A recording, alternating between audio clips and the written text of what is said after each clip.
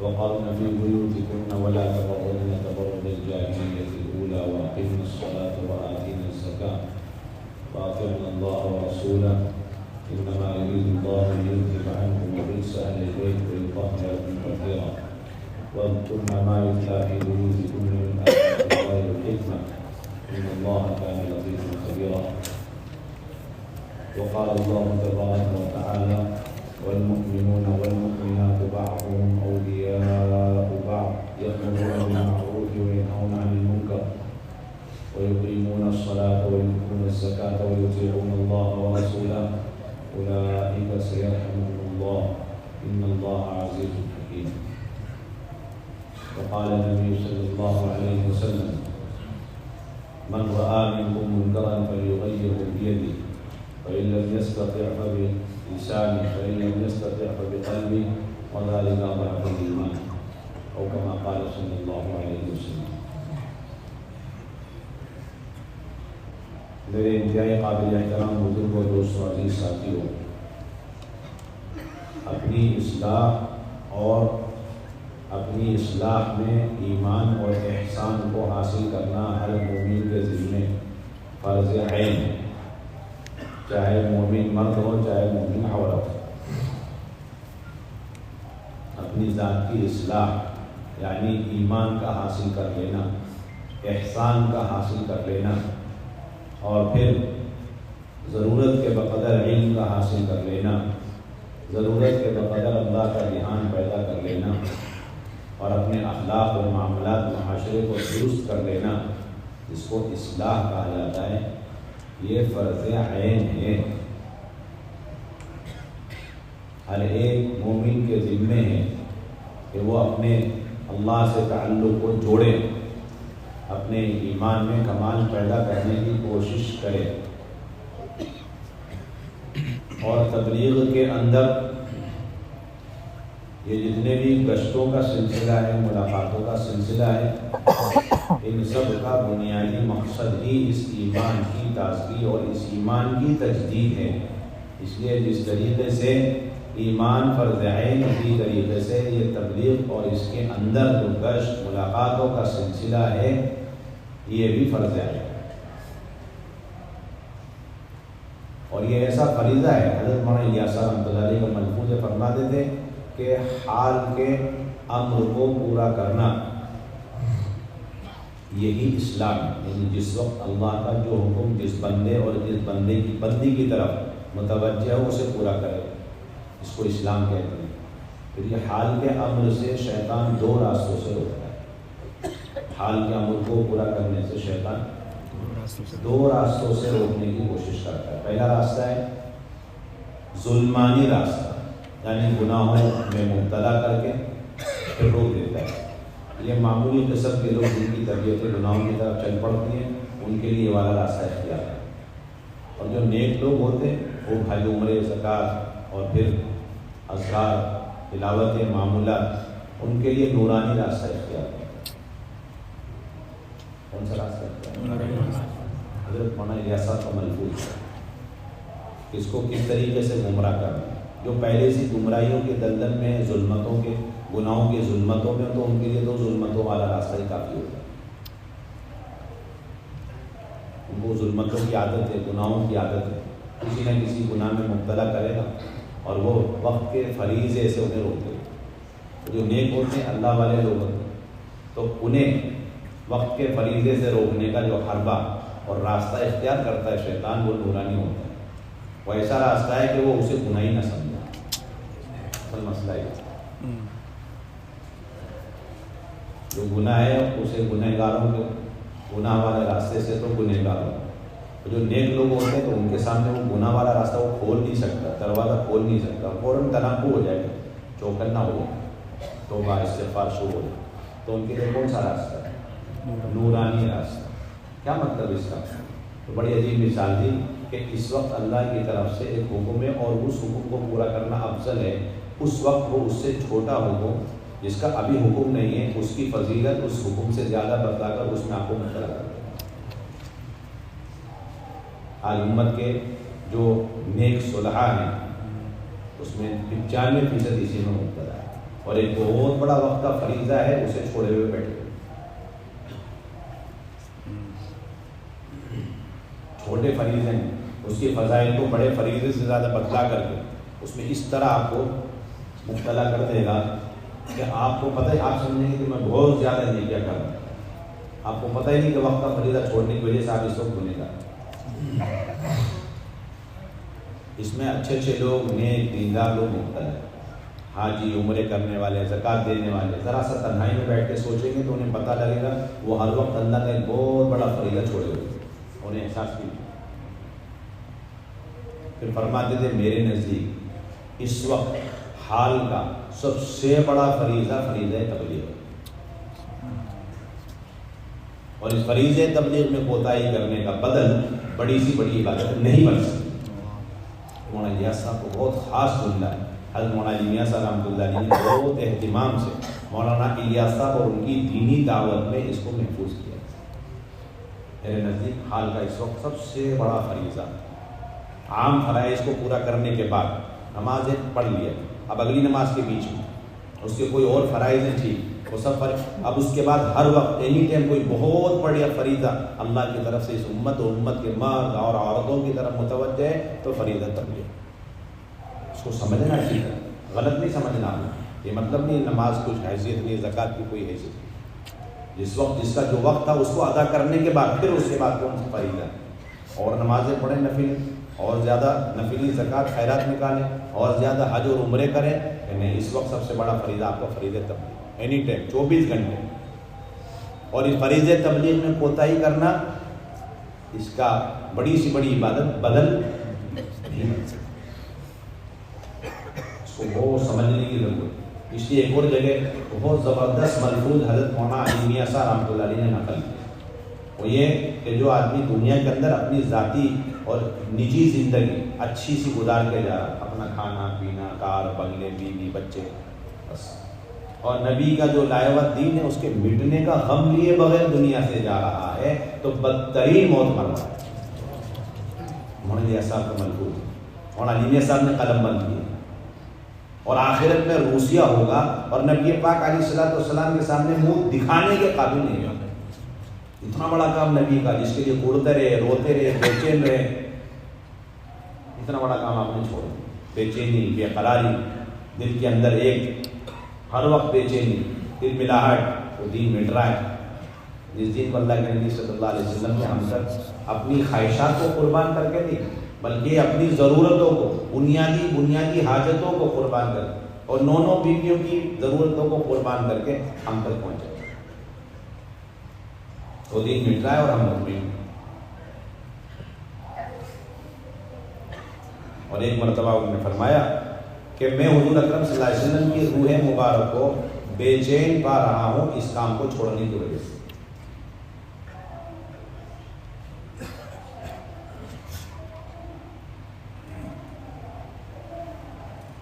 تو پہلی بنیادی بات سمجھنے کی، ایمان کی تکمیل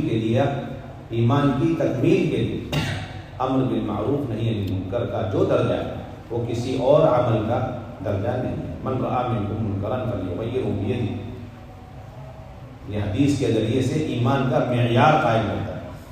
نماز پڑھنے سے اس کے مومن ہونے کی گواہی، زکوٰۃ دے رہا ہے تو اس کے اندر ایمان ہے، اس کی گواہی. لیکن وہ ایمان کی کون سی سطح پر ہے وہ اس فریضے سے پتہ چلے. اعلیٰ سطح پر ہے اس لیے کہ اس نے شرط پوری کری، ہاتھ سے روکا. دوسری سطح پر ہے اس لیے کہ اس نے زبان سے روکا. اور تیسری سطح پر ہے اس لیے کہ اس نے اس کو دل سے برا سمجھا. اور کسی سطح پر نہیں ایمان کے اس لیے کہ اس نے اس کو دل سے بھی برا نہیں سمجھا. مولانا بدر عالم میرٹھی رحمۃ اللہ علیہ نے ترجمان السنہ کے اندر یہاں تک لکھا اسی حدیث کے نیچے، کوئی اتنی عبادتیں کر رہا ہے، ذاتی، نجی، انفرادی نفلیں پڑھ رہا ہے کہ اس کے پیشانی پہ گٹے پڑ چکے، اتنے روزے رکھ رہا ہے اور خوش ہو چکے، اور اتنی زکوٰۃ نکال رہا ہے کہ اس کے مال میں اب زکوٰۃ واجب ہونے کی کوئی گنجائش شکل صورت ہی نہیں. ان سب کے باوجود اس کا ایمان ناقص رہے گا اگر امر بالمعروف نہی عن المنکر اس کی زندگی میں نہ. حضرات صحابہ تو اس امت کے لیے پہلی کڑی معیار، وہ خود فرماتے ہیں کہ ہم بھی خیر امم نہیں ہو سکتے جب تک اس شرط کو پوری نہیں کریں، جبکہ وہ صحابہ ہیں، اللہ تعالیٰ نے ان کو حضور صلی اللہ علیہ وسلم کی صحبت کے لیے چنا ہے، تو ہماری کیا ہے؟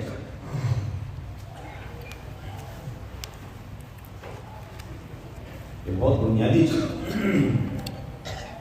اس کام کے فریضے ہونے کا اس درجے میں احساس شعور نہیں ہے، اہمیت نہیں جس درجے میں ہم نماز کو فرض سمجھتے ہیں، زکوٰۃ کو فرض سمجھتے ہیں اور دیگر فرائض کو ضروری سمجھتے ہیں، اس درجے میں اس کو فریضہ ہے، اور ان سارے فرائض کو چھوڑنے پر اپنے آپ کو گنہگار سمجھ کر کے اپنی ملامتیں کرتے ہیں اور توبہ استغفار قلہ کرتے ہیں، مجرم اندر ہی اندر اڑتے ہیں، لیکن اتنا بڑا فریضہ جس سے سارے فرائض زندہ ہوتے ہیں، امر بالمعروف نہی منکر، اس کو چھوڑ دینا یہ بھی کبائر میں سے کبیرہ گناہ ہے اور جرم عظیم ہے، اس کا امت میں احساس ختم ہو چکا ہے،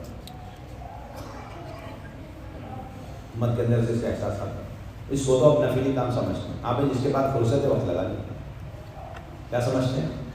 جس کے بعد فرصت وقت لگا لیں، اور ہمارا یوسف صاحب فرما گئے کہ فرصت والے اور آزار والے کبھی اس کام میں چل نہیں سکتے، جب مشغول ہوگی کام چھوڑ دیں گے اور آزار ختم ہو جائیں گے چھوڑ دیں گے، اس لیے اس تبلیغ کے اندر جو تشکیل ہے نا وہ فرصتوں کی بنیاد پر نہیں، آزار کی بنیاد پر نہیں، تو کس بنیاد پر؟ خالص اللہ کے امر کی بنیاد پر کہ انفروا خفافا وثقالا، ہلکے و بوجھلو نکلو اللہ کے راستے، اس لیے تشکیل کی بنیاد، اس کام کی بنیاد کی آیتیں انفروا خفافا وثقالا، کہ کسی جس حال میں آپ نکلو اللہ کے راستے، تو ایمان کی تکمیل کے لیے یہ گشت اور ملاقاتوں کا سلسلہ اللہ نے کتنی اس میں تاثیر رکھی ہے۔ حضرت مولانا یوسف صاحب رحمۃ اللہ علیہ فرمایا کرتے تھے کہ اگر تم گشت کر رہے ہو راستوں میں چلتے پھرتے، تو یہ جو پارلیمنٹ میں لوگ بیٹھے ہوئے اسلام اور مسلمین کے خلاف اسکیمیں بنا رہے ہیں، ان کو اپنی غلطیوں کا احساس ہوگا آپ لوگوں کے ان گشتوں کے اثرات کی وجہ سے، ایسے جس طریقے سے گھنے جنگل میں کوئی بھٹک چکا ہے اور سورج کی کرنیں پتوں کے بیچ میں سے شعاعیں اندر جا رہی تو اسے اپنے بھٹکنے کا احساس ہوگا، مثال دی بات ہے، اور پھر جب مسلسل سورج کی کرنیں اندر جاتی رہتی ہیں تو پھر اس روشنی کے اوپر وہ باہر نکلتا ہے تو اپنی منزل تک پہنچ جاتا ہے، اسی طرح تم لوگ گشت کرتے رہو، وہ دن زیادہ دور نہیں، یہ سارے حکام و وزراء تمہارے سامنے گھٹنا ٹیک کر کلمہ نماز سیکھ رہے ہیں، ساری مایوسیوں کی ختم کرنے کا بنیادی راستہ دعوت اور امر بالمعروف۔ آپ یہ سمجھتے ہیں اب اصلاح نہیں ہو سکتی کہ آپ کی بنیادی غلط، آپ علاج ہی نہیں کر رہے تو کہاں سے اصلاح ہو سکتی؟ قیامت تک اس امت میں جتنی روحانی بیماریاں آ سکتی ہیں، قرن اول کی طرح بیچ میں، بعد میں، مردوں میں، عورت، ہر ایک کا علاج اس کے اندر موجود ہے، ہر ایک۔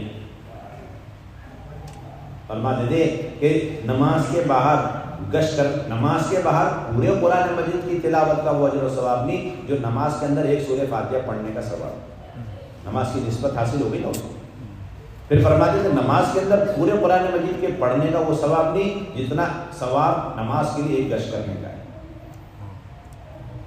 اتنا ثواب جی، نماز کے لیے آپ گشت کر رہے ہیں، ملاقاتیں کر رہے ہیں، در در کی ٹھوکریں کھا رہے ہیں، ایک ایک کی خوشامدیں کر رہے ہیں، اور نہ جانے اس سے کتنے نمازی اور فاتحہ پڑھنے والے، سورتیں پڑھنے والے۔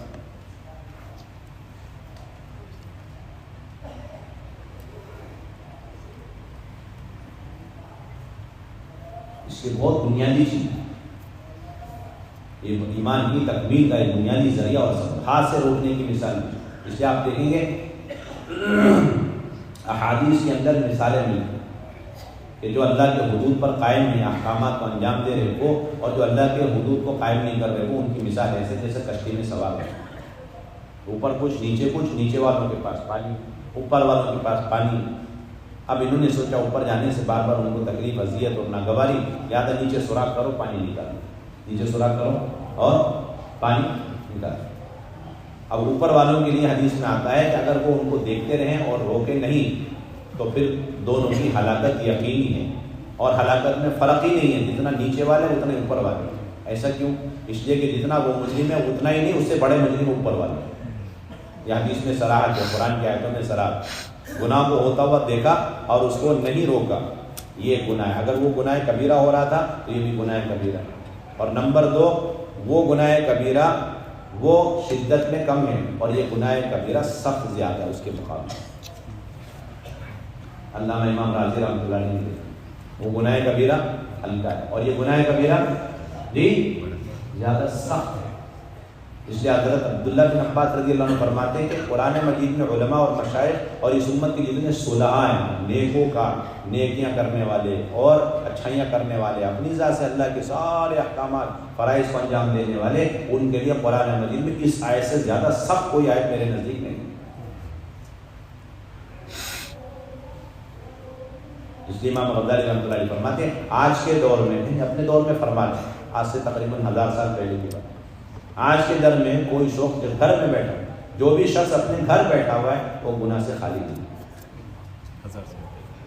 1000 سال پہلے وہ کہتے ہیں جو بھی شخص گھر بیٹھا ہوا ہے، چاہے عالم ہو، جاہل ہو اور دیندار ہو، نیک ہو، متقی ہو، سب کچھ ہو، گھر بیٹھا ہے گناہ سے خالی نہیں ہے۔ بڑے دعوے سے لکھا ہے امام غزالی رحمۃ اللہ علیہ نے احیاء العلوم کے اندر۔ وہ کیسے فرماتے ہیں کہ ہر مومن کے ذمہ ہر وقت 2 فریضہ اللہ کی طرف، ایک اپنی ذات سے نیکی کرنا، دوسرا دوسروں کو نیکیوں کا حکم کرنا۔ یہ دونوں فریضے ہر وقت ہر بندے اور ہر بندی کی طرف، اپنی ذات سے گناہ سے بچنا اور دوسروں کو گناہ سے روکنے کی کوشش کرنا۔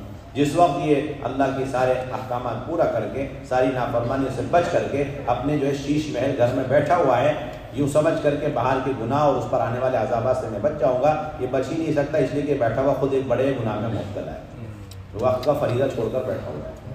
کیسے چھوڑے بیٹھا ہوا ہے؟ نہ جانے کتنے لوگ اس کے علم میں ہے یا اس کی نظر میں ہے، اندر ہے، باہر ہے، قریب ہے، دور ہیں، وہ گناہوں میں مبتلا ہے، نیکیوں کو چھوڑے ہوئے زندگی گزار رہے ہیں۔ اس کے دل میں اللہ کی طرف سے یہ فریضہ اور امر متوجہ تھا کہ وہ اٹھے اور اٹھ کر کے پہلے درجے میں ہاتھ سے اور دوسرے درجے میں زبان سے انہیں روکنے کی اور بھلائی کی طرف لانے کی کوشش کرتا، برائیوں سے روکنے کی کوشش کرتا۔ اس نے وہ کوشش نہیں کری ہے نا، تو یہ اپنے گھر بیٹھا ہوا ہے مستقل، جب تک وہ چاروں طرف گناہ ہو رہا، اس کو اس کا علم ہے اور روکنے کی طاقت ہے، نہیں روک رہا ہے تو 2 گھنٹے باہر گناہ ہو رہا، 2 گھنٹے گناہ میں مبتلا ہے، اس کا احساس ختم ہو گیا امت کے اندر سے۔ ایمان کی سطح جو نیچے جا رہی ہے نا، اس کی یہی وجہ ہے۔ اسے فریضہ سمجھتے، اسے فریضہ نہیں سمجھتے، اسے گناہ کبیرہ سمجھتے، اسے گناہ کبیرہ نہیں سمجھتے۔ علامہ نبوی نے بہت صراحت کی، فرض عین، لوگوں کو یہ دھوکہ لگتا ہے یہ کام فرض کفایہ فرض ہے، کہ نہیں، یہ کام ایسا ہے کہ ایک آدمی پر ایک ٹائم پہ ایک جگہ فرض عین اور دوسرے ٹائم پہ دوسری جگہ فرض کفایہ، یہ دونوں میں سے ایک کیٹیگری میں ہر وقت ہے، فرضیے سے نیچے اس کا درجہ جاتا ہی نہیں ہے۔ بس یہ دیکھنا پڑتا ہے کب فرض عین فرض کفایہ۔ اس کی مثال، 5 آدمی ہیں، اپنے اپنے گھر سے نکلے باہر، مسجد جا رہے ہیں، سامنے مسجد، بیچ میں ایک آدمی بیٹھا ہے نماز چھوڑ کر یا کوئی گناہ کر رہا ہے، تو ان 5 کو معلوم ہے یہ گناہ میں مبتلا ہے، تو اب ان 5 کے دن میں فرض کفایہ ہے کہ اسے نیکی کی دعوت دیں، نماز کی دعوت دیں، اسے گناہ سے روکنے کی کوشش کریں۔ اس کا مطلب ہے اگر ان 5 میں سے ایک نے اسے بھلائی کا حکم کیا، برائی سے روکا، تو باقی 4 سے فریضہ ثابت ہو جائے، اور 4 نے دیا تو 1 سے ثابت ہو جائے، اور کسی نے نہیں دیا تو 5 بنے گا، یہی فرض کفایہ۔ ٹھیک، پھر نماز پڑھ کر یہ 5 گھر میں داخل ہوتے ہیں، اور ہر گھر کے اندر 5 گھر میں سے ہر گھر میں کوئی ایک بندہ یا بندی نماز کو چھوڑے ہوئے، یا کوئی ایک بندہ یا بندی کسی گناہ میں مبتلا ہے، تو اب ان 5 کے ذمے اپنے گھر میں داخل ہوتی فرض عین ہے کہ وہ اسے بھلائی کا حکم کرے، برائی سے۔ اب آپ بتائیے، آپ بچ سکتے ہیں اس فریضے سے؟ اور یہ فریضہ آپ سے کبھی بھی ثابت ہو سکتا ہے؟ کبھی ثابت نہیں ہو سکتا، ہر آن ہر لمحے۔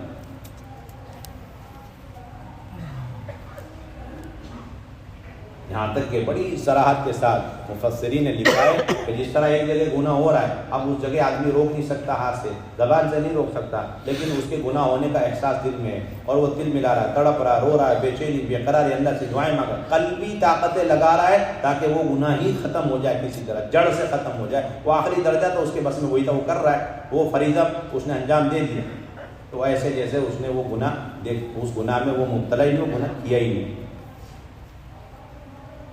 دور اعانت قریب ہے، اور اگر دور گناہ ہو رہا ہے لیکن وہ گناہ کو گناہ سمجھتا ہے، لیکن اسے اچھی نظر سے دیکھ رہا ہے، بڑی نظر سے دیکھ رہا ہے، اس کے دل میں کبھی اس کے گناہ ہونے کا احساس نہیں، ہائے یہ برائی ہو رہی، ہائے اللہ کی نافرمانی ہو رہی، دل میں ذرا سے بھی ایک دھڑکن کے ساتھ یہ احساس نہیں آ رہا، تو پھر ایسے ہے جس طرح وہ 1000 کلومیٹر ان کے ساتھ مل کر اس گناہ میں 100% شریک۔ دوسری مثال قرآن کی روشنی میں کہ ایک گناہ ہوا ہے کل پرسوں ترسوں 1 گھنٹے پہلے، اور آپ نے اس کو گناہ سمجھا، اور بے چینی کا اظہار کیا، ہاتھ سے روکنے کی طاقت تھی، روکا، ورنہ دل سے آپ نے، تو آپ ایسے جس طرح وہ گناہ میں آپ تھے، 1000 سال پہلے گناہ ہوا اور آپ 1000 سال بعد آئے اور آپ کو معلوم ہوا صحیح طریقوں سے، راستوں سے، علماء کے ذریعے سے، قرآن سے، حدیث سے کہ وہ گناہ ہوا تھا اور یہ لوگ گنہگار تھے، اور پھر آپ نے اب ہاتھ سے تو نہیں روک سکتے، زبان سے بھی نہیں روک سکتے، آخری درجہ کیا تھا؟ اس کو برا سمجھنا تھا، کیونکہ اللہ نے اس برائی کو قرآن میں بیان کیا، برا بنا کر اللہ نے اس کو مذمتوں کے ساتھ قرآن میں بیان کیا، تو آپ کی ذمہ داری کیا تھی؟ اسے برا یقین کرنا چاہیے، اور جو لوگ اس میں مبتلا ہوئے کہ بھائی ان کی بھی، لیکن ایسا نہیں کیا، ان کو اپنا سلف صالحین سمجھا، نیک لوگ سمجھا، ان کی برائی کو برائی نہیں سمجھا، ان کو اپنا مقتدی پیشوا سمجھا، تو قرآن کا فیصلہ ہے کہ یہ ایسے ہے اس طرح 1000 سال پہلے ان کے ساتھ مل کر اس نے وہ گناہ کیا۔ دلائل کے ساتھ علماء اور مفسرین نے قرآن میں باتیں لکھی، دلائل کے ساتھ۔ اتنا کریٹیکل مسئلہ، اتنا خطرناک کیسے؟ اس فریضے کو چھوڑ دینے میں آدمی کا نقصان کے علاوہ کوئی نفع ہی نہیں، اور کرنے میں نفع کے علاوہ نقصان ہی نہیں، ایسا فریضہ ہے۔ کسی بھی وقت یہ امت اور امت کے مار دعوت اس سے فارغ نہیں ہو سکتے، ہر وقت ان کی ذمہ داری، اور اسی کے لیے سارا گشتوں کا سلسلہ، اور اسی کے لیے سارا ملاقاتوں کا سلسلہ، کہ جانا اور جا کر کے برائی کے ماحول سے انہیں لے کر کے، ہاتھ پکڑ کر لے کر کے، اور لوگوں کا تو ایک مزاج ہی بن گیا کہ بھائی برائیوں کو چھاپ دو یا اس کی تقریریں کر دو۔ حدیث میں یہ مثال دی گئی کہ اگر وہ کشتی میں جو اوپر سوار لوگ تھے وہ جا کر ان کا ہاتھ پکڑیں تو نجات کا کوئی راستہ بن سکتا، وہاں یہ نہیں آئے کہ اوپر کھڑے ہو کے تقریر کر رہے، سوراخ نہ کرو، ڈرل نہیں کرو ورنہ نقصان ہوگا، ہلاکت ہو جائے گا، ڈینجر پلیس ہے، اور یہ بھی نہیں کہ لکھ کر کے وہاں پر چسپا کر دیا، اس کو لٹکا دیا تعویذ کے طور پر، تو اسے جو پڑھ لے وما علینا الا البلاغ، آپ یہاں فارغ ہوں گے وما علینا الا البلاغ، ادھر سوراخ ہوگا اور برابر آپ کو بھی ہلاک کر دیا جائے گا۔ ایک ہی راستہ بتائے وہاں پر، ہاتھ پکڑ کے روکو۔ اس سے صاف مثال دے دی کہ جہاں جہاں جو منکر ہو رہے ہیں اس کا اعلیٰ طریقہ اور راستہ جس سے آپ ہلاکت سے اپنے آپ کو بچا سکتے ہیں کہ گنہگاروں کے پاس تک جانا، خوشامدیں کر کے، حکمتوں کے ساتھ انہیں کسی طرح وہاں سے نکال کر لانا اور نیکیوں کے ماحول میں لا کر کے بچھانا، یہ آپ کے ذمہ فرض عین ایسا ہے کہ اس کے بغیر آپ کی نجات کا کوئی راستہ ہی نہیں۔ اس لیے اللہ نے صاف فرما دیا فَلَمَّا نَسُوا مَا ذُكِّرُوا بِهِ أَنجَيْنَا الَّذِينَ يَنْهُونَ عَنِ السُّوءِ وَأَخَذْنَا الَّذِينَ ظَلَمُوا بِعَذَابٍ بَئِيسٍ بِمَا كَانُوا يَفْسُقُونَ۔ وہ ہفتے کے دن مچھلیاں پکڑتے تھے، اللہ کی طرف سے آرڈر آیا مچھلی نہیں پکڑنا، تو تین گروپ میں تقسیم ہو، کتنے گروپ؟ تین گروپ۔ ایک تو وہ پکڑتے ہی رہے، دوسرے وہ پکڑنا چھوڑ دیا، اور تیسرے کون؟ پکڑنا چھوڑا اور پکڑنے والوں کو روکتے رہے، یہ تین گروپ۔ اب اس کے بعد جب عذاب آیا تو کس کو صرف بچایا؟ عذاب آیا تو صرف کس کو بچایا؟ قرآن ہے، صاف نص قطعی ہے، قرآن نے فیصلہ سنایا کہ جو برائی سے لوگوں کو روک رہے تھے ہفتے کے دن مچھلی پکڑ، صرف ان کو نجات دی۔ اور ہلاک کس کو ہوئے؟ کہ جو لوگ مچھلیاں پکڑ رہے تھے ان کو تو ہلاک کر ہی دیا، اور وہ جو تھرڈ پارٹی تھی ان کا کیا بنا؟ ابن عباس بڑے پریشان، ابن عباس بڑے پریشان، مجھے سمجھ میں نہیں آ رہا، قرآن میں کہیں وضاحت نہیں ملتی۔ ان کے شاگرد ہیں حضرت مجاہد، کہتے ہیں کہ بات پکی ہے کہ ان کو بھی ہلاک کر دیا، کیونکہ اللہ نے صاف فرمایا صرف اور صرف درجات ملی ہے روکنے والوں کو، تو صاف مطلب ہے جنہوں نے نہیں روکا وہ ان کے ساتھ برابر ہلاکت میں شریک رہے۔ ایسا کیوں ہوتا ہے؟ ایسا اس لیے ہوتا ہے کہ روایتوں میں صراحت موجود ہے، صراحت موجود ہے کہ جب آدمی گناہوں کو نہیں روکتا ہے تو پھر یہ گنہگار اور نیک لوگوں کے دل ایک دوسرے کے ساتھ ملا دیے جاتے ہیں۔ کیا کر دیے جاتے ہیں؟ کیا کر دیے جاتے ہیں؟ دونوں کے دل ملا دیے جاتے ہیں،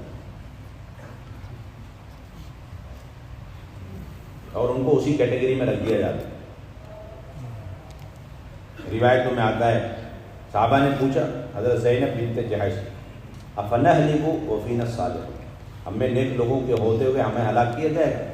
تو اللہ کے نبی نے فرمایا اذا کثر الخبث، جب خباثتیں یعنی گناہ غالب آ جائے۔ اب اس کا عام مفہوم اور مطلب لوگ کیا سمجھتے ہیں؟ 100 لوگ ہیں اور ان 100 میں سے 70 لوگ گناہ کر رہے ہیں، 30 لوگ گناہ نہیں کر رہے ہیں، تو اب خباثت یعنی گناہ غالب آ گیا، اب نیک لوگوں کو بھی ہلاک کیا جائے۔ اس کا ایک معنی وہ بھی ظاہری معنی ہے، اس کو تو سبھی سمجھتے ہیں، لیکن اس کا اور ایک اور معنی سمجھنے کی بات یہ ہے کہ 70 لوگ نیک ہیں اور 30% لوگ گنہگار ہیں، لیکن وہ 30% لوگ ان 70% لوگ ان 30% لوگوں کو نہیں روک رہے ہیں، تو یہاں پر بھی 100% گناہ ہو رہا ہے۔ یہ 30 لوگ تو گناہ کر کے اور وہ 70% گناہوں کو نہ روک کر گنہگار اور مجرم میں باقاعدہ۔ تو جس طرح پہلی صورت میں ہلاکت ہے، اس صورت میں بھی پوری ہلاکت ہے۔ وہ سمجھنے کی چیز، وہ تاکید کے ساتھ روایتوں میں باتیں ملتی ہیں، وہ تاکید کے ساتھ طرح طرح کے پیرائے سے، اسلوب سے، انداز سے اس کام کی اہمیت کو بتایا۔ اس بات اس امت نے اور امت کے خواص نے، عوام نے، سب نے نظر انداز کر دیا،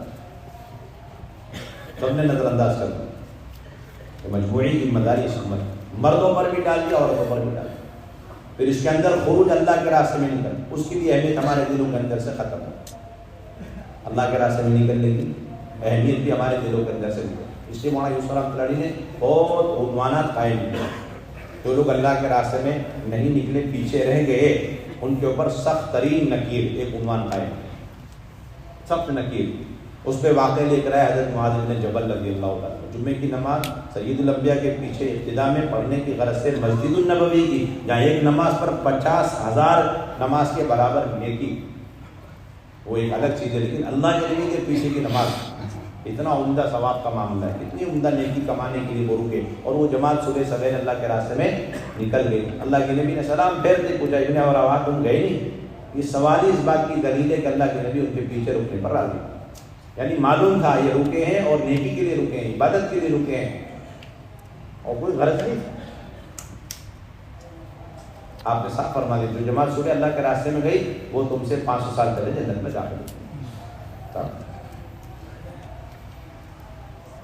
اسی طرح عنوان قائم کیا، عنوان قائم کیا، جو لوگ اپنے مال اہل و عیال میں لگ گئے، زمینداری کاشتکاری میں لگ گئے اور اللہ کے راستے میں نکلنے کو چھوڑ دیا، چھوڑنے کا مشورہ کیا، ان پر کیسی سخت ترین وعید نازل ہوئی۔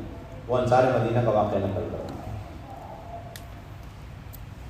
کہ انصار مدینہ نے محنتیں، قربانیاں دی، اور دین کے محنت کرنے والے اور مددگار تیار ہو گئے، اور ان کا خستہ حال ہو گیا، فقر و فاقے کی نوبتیں گھروں کے اندر آ گئی، پھر انہیں آپس میں مشورہ کرتے۔ وہ سالانہ تو خروج کرنا ہے، لیکن وہ اپنا جو تقاضے پر جاتے ہیں نا، ہر 2 مہینے میں، 3 مہینے میں، تو 6 مہینے تک تقاضے والے ایگزٹ اور خروج نہیں کریں۔ چھوٹا سا مشورہ، میٹنگ انصار مدینہ کے بیچ میں۔ آج کل تو اللہ کے راستے میں نکلنا اور اللہ کے راستے میں نہ نکلنا اتنا عام ہو چکا ہے کہ اسے کوئی برائی ہی نہیں سمجھتا، کوئی گناہ ہی نہیں سمجھتا، اسے احساس ختم ہو گیا۔ کسی اور کو نہیں بول رہے ہم، یہ اپنا کام کرنے والا ہم، ان کے اندر سے احساس ختم ہو چکا ہے۔ خروج کی کوئی اہمیت نہیں، اس کی اتنا لائٹلی لیتے، ہلکے میں لیتے۔ کلمہ نماز ہو، دیکھو نمبر 1 کا کلمہ نماز، جتنی جماعتیں میرے پاس بولو تو وہ کتنا اچھا کلمہ نماز، یہی تو مقصد تھا، ہو گیا۔ کیا تم اتنا پریشر ڈالتے جاؤ جاؤ جاؤ کر؟ صاف مطلب ہے اس کے سامنے سیرت نہیں ہے، یہ اپنی مرضی پہ کام کر رہا ہے، یہ کبھی بھی آؤٹ ہو جائے گا، کچھ پتہ نہیں کسی۔ خروج نہیں ہے تو پھر تبلیغ سے اس کا کوئی تعلق نہیں۔ ادنا درجہ کی علامت تبلیغ سے تعلق کی، اس کا سامنا ایگزٹ اور خروج ہوتے رہنا، ادنا درجے کی بات، معمولی درجے کی لنک تبلیغ سے آپ کی ہے، ہاں ہے، کیا دلیل ہے؟ سامنا چلتا لگتا ہے، ہمارا پاس ہے، آدھار ہمارے پاس، نہ بیٹھے رہیے، اندر ہی اندر کھوکھلے ہوتے چلے جائیں، اندر ہی اندر آدمی کمزوری کا شکار ہوتا چلے جائے۔ وہ کمزوری اس کے سارے معاملات، عبادات، معاملات، صبر گیا، تحمل گیا، حکمت نہیں، فراست گئی۔ اب وہ سارا تحمل، صبر، حکمت، فراست جو تبلیغ میں چل کے پھر کے اللہ نے عطا فرمائی، اب وہ گاہک اور پارٹی باندھنے میں لگے گی، بزنس میں لگیں گے، وہ سب ساری صلاحیت اور مینٹالٹی اور ساری تھنکنگ وہ سب ماشاءاللہ بزنس بڑھانے میں لگ گئی، جو امت کو تیار کرنے کے لیے تھی نا اللہ تعالیٰ نے، اب وہ سب لگ رہی اپنے کاروبار دھندے کو بڑھاتے، 1 کی 2 2 کی 4 دکانیں، فیکٹریاں، کارخانے، اور دن بدن دلدل میں پھنستا جا رہا۔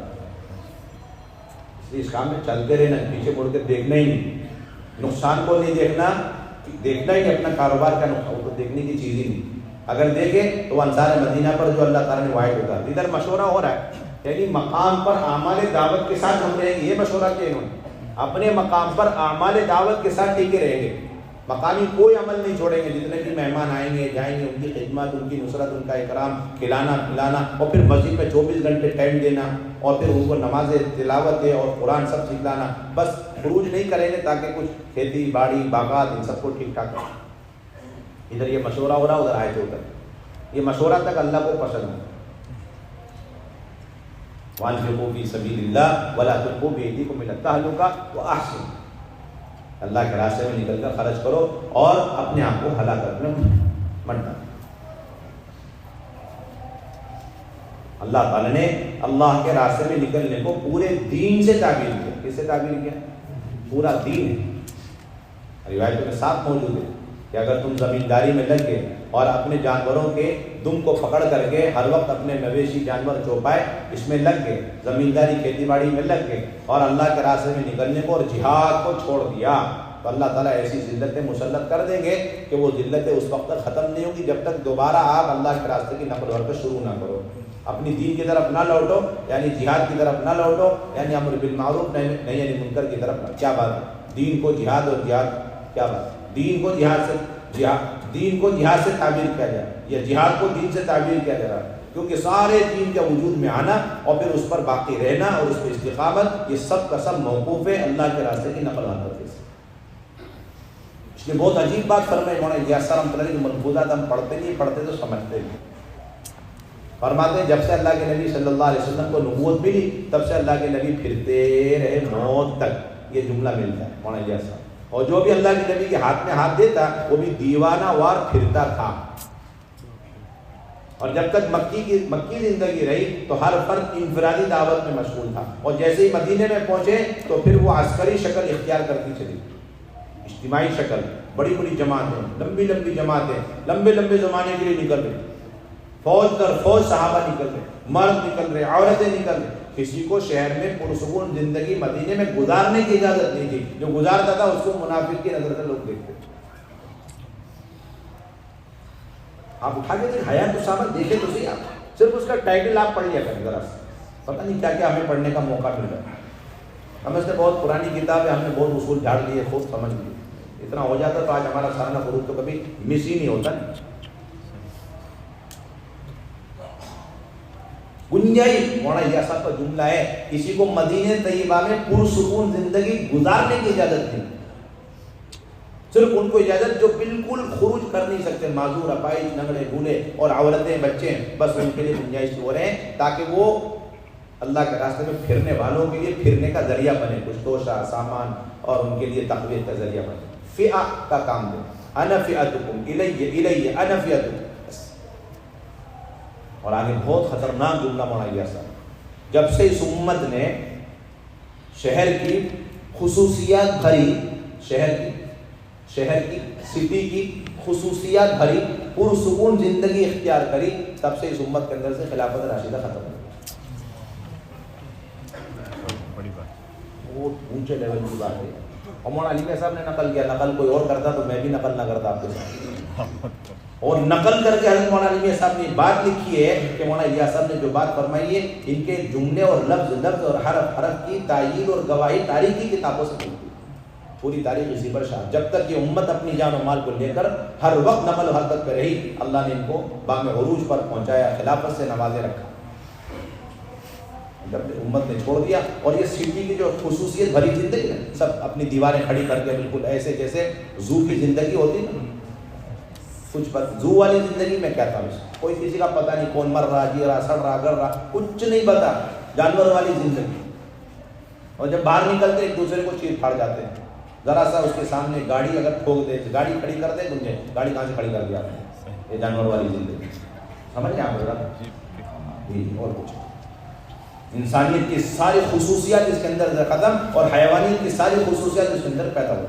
یہ شہر کی پرسکون والی جو زندگی کہتے ہیں نا آپ لوگ، یہ خلافت کو ختم کرنے والی زندگی، اللہ نے اس امت کو اس لیے نہیں بنایا، ہر وقت اجتماعی زندگی، اٹھنا بیٹھنا، اختلاط، ملنا جلنا، اس کی دین کی فکر کرنا، خیریت لیتے رہنا، اس لیے عجیب مثال دی حدیث کے اندر، اس پوری امت کی مثال ایسے جیسے ایک جسم کے اعضاء، یہ آپ اس سے اندازہ کریں، ایک جسم کے اعضاء سے مثال کیوں دی؟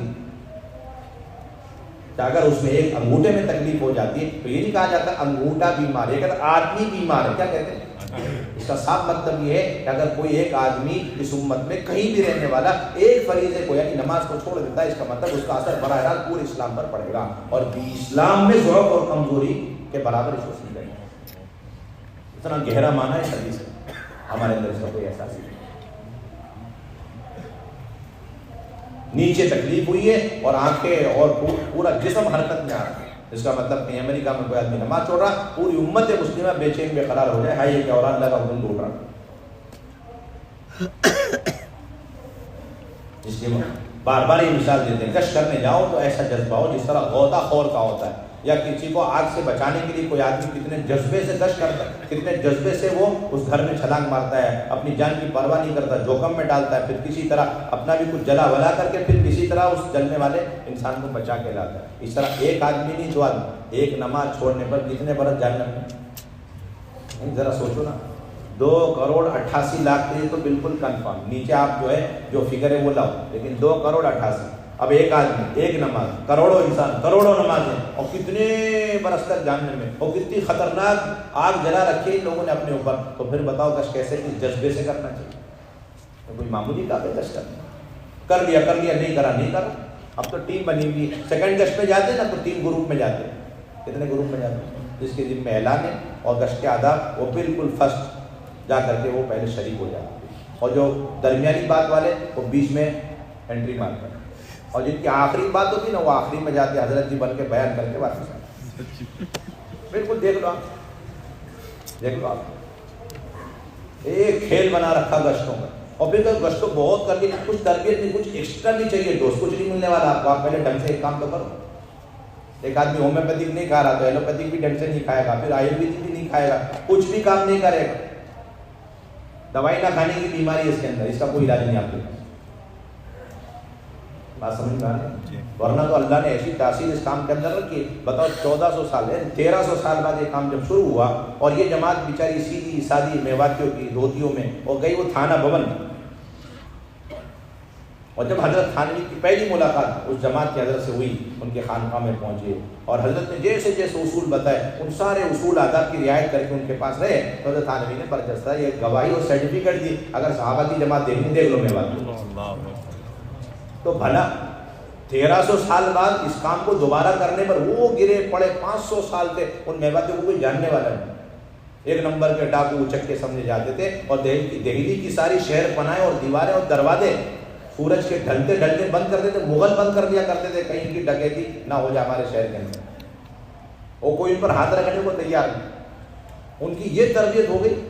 شروع ہوا 1924 میں, اور انتقال سے پہلے وہ سرٹیفکیٹ حضرت تھانوی نے دے دیا, دیکھنا ہو تو صحابہ کی جماعت کو تو ان کو دیکھ لو. تو اب یہ 70-80 سال میں اس کام میں اتنی گراوٹ آ گئی اور اتنا ایکسپائر ہو گیا کہ اب اس کے لگنے سے کوئی تربیت نہیں ہونے والی. ہو سکتا ہے؟ بولیے نا. مولانا الیاس صاحب یہ بات فرما کے, یہ کام خود بذات خود مربی ہے. کون ہے کام؟ یہ کام کیا ہے؟ آپ نے دیکھا کسی کو اپنے مربی کی بھی اصلاح کرو, اپنے بہت سارے کام اس لیے کام چھوڑتے ہیں کہ کام کی اصلاح میں لگ جاتے ہیں. ایسے اپنے شیخ وقت کی جو ہے اصلاح کرتے ہیں, اس میں یہ بھی ہو, وہ بھی ہو, یہ بھی ہو, وہ بھی ہو, یہ چل نہیں سکتا اس کام.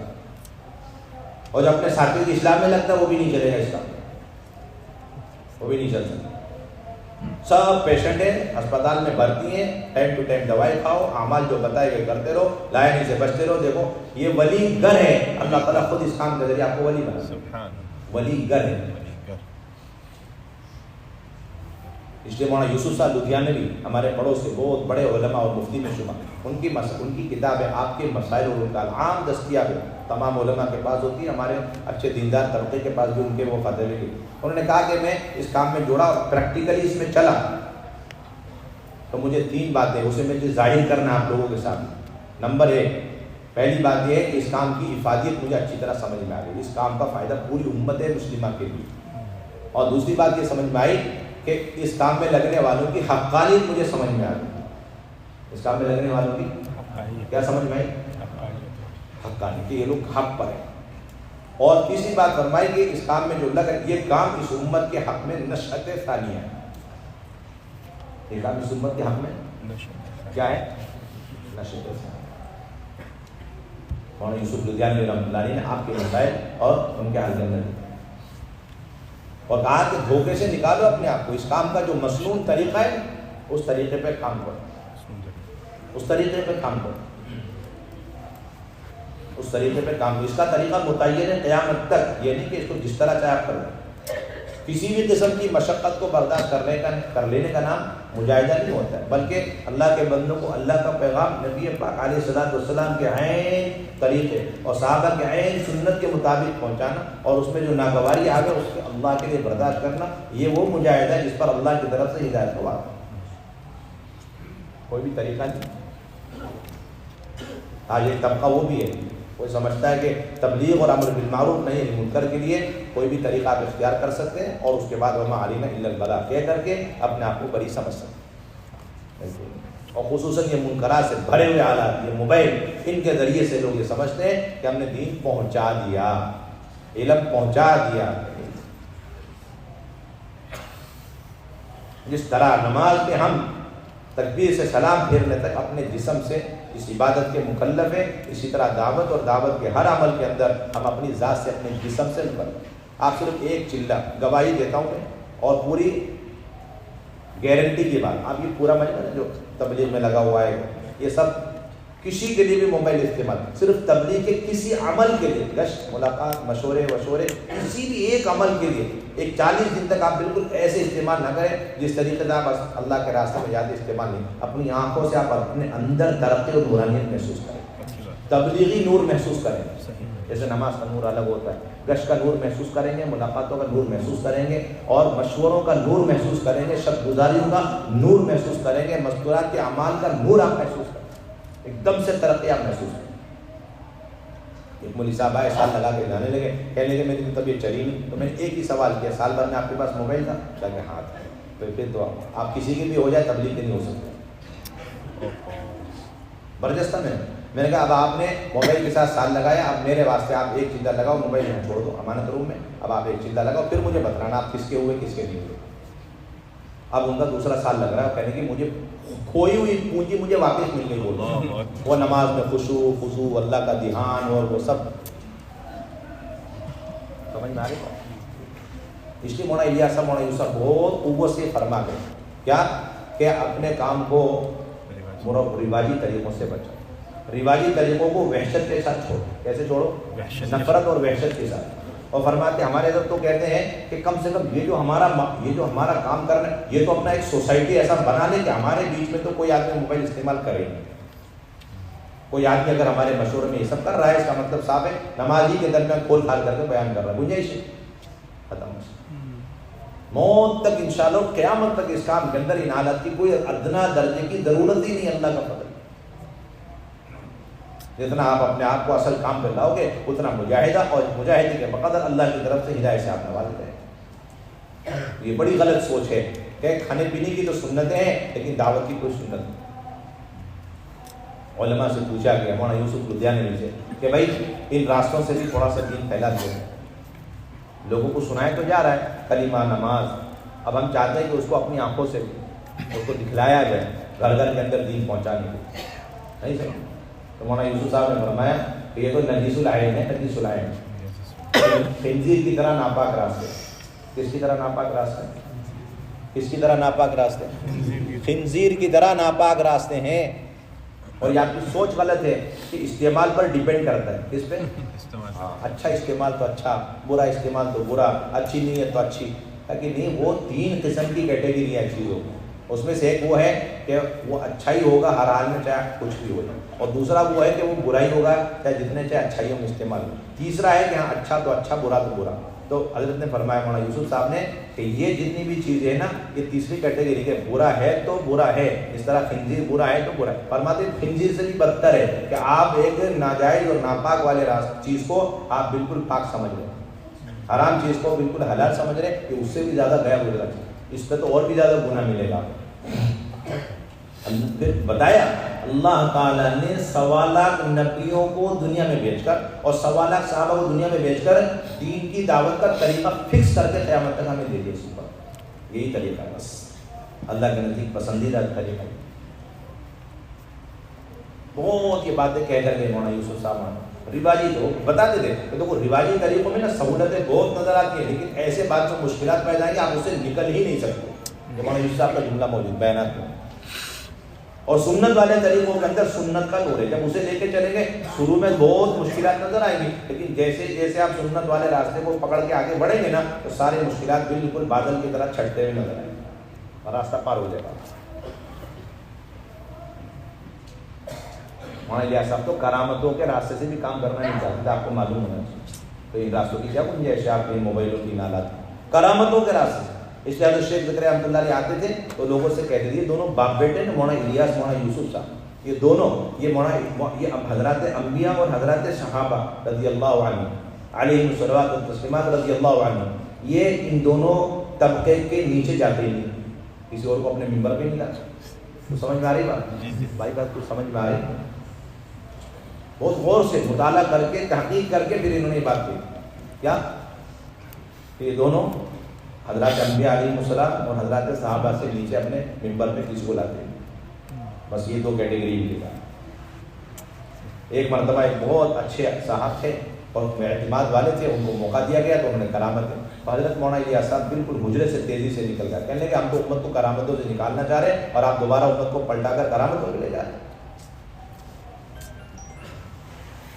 یہ بہت بنیادی ذمہ داری. یہ سارا جو کام ہے تنزلی انحطاط اور بالکل جو ہے ٹھنڈا پن جو محسوس ہو رہا ہے بالکل بے حسی کا شکار, وہ صرف اسی وجہ سے.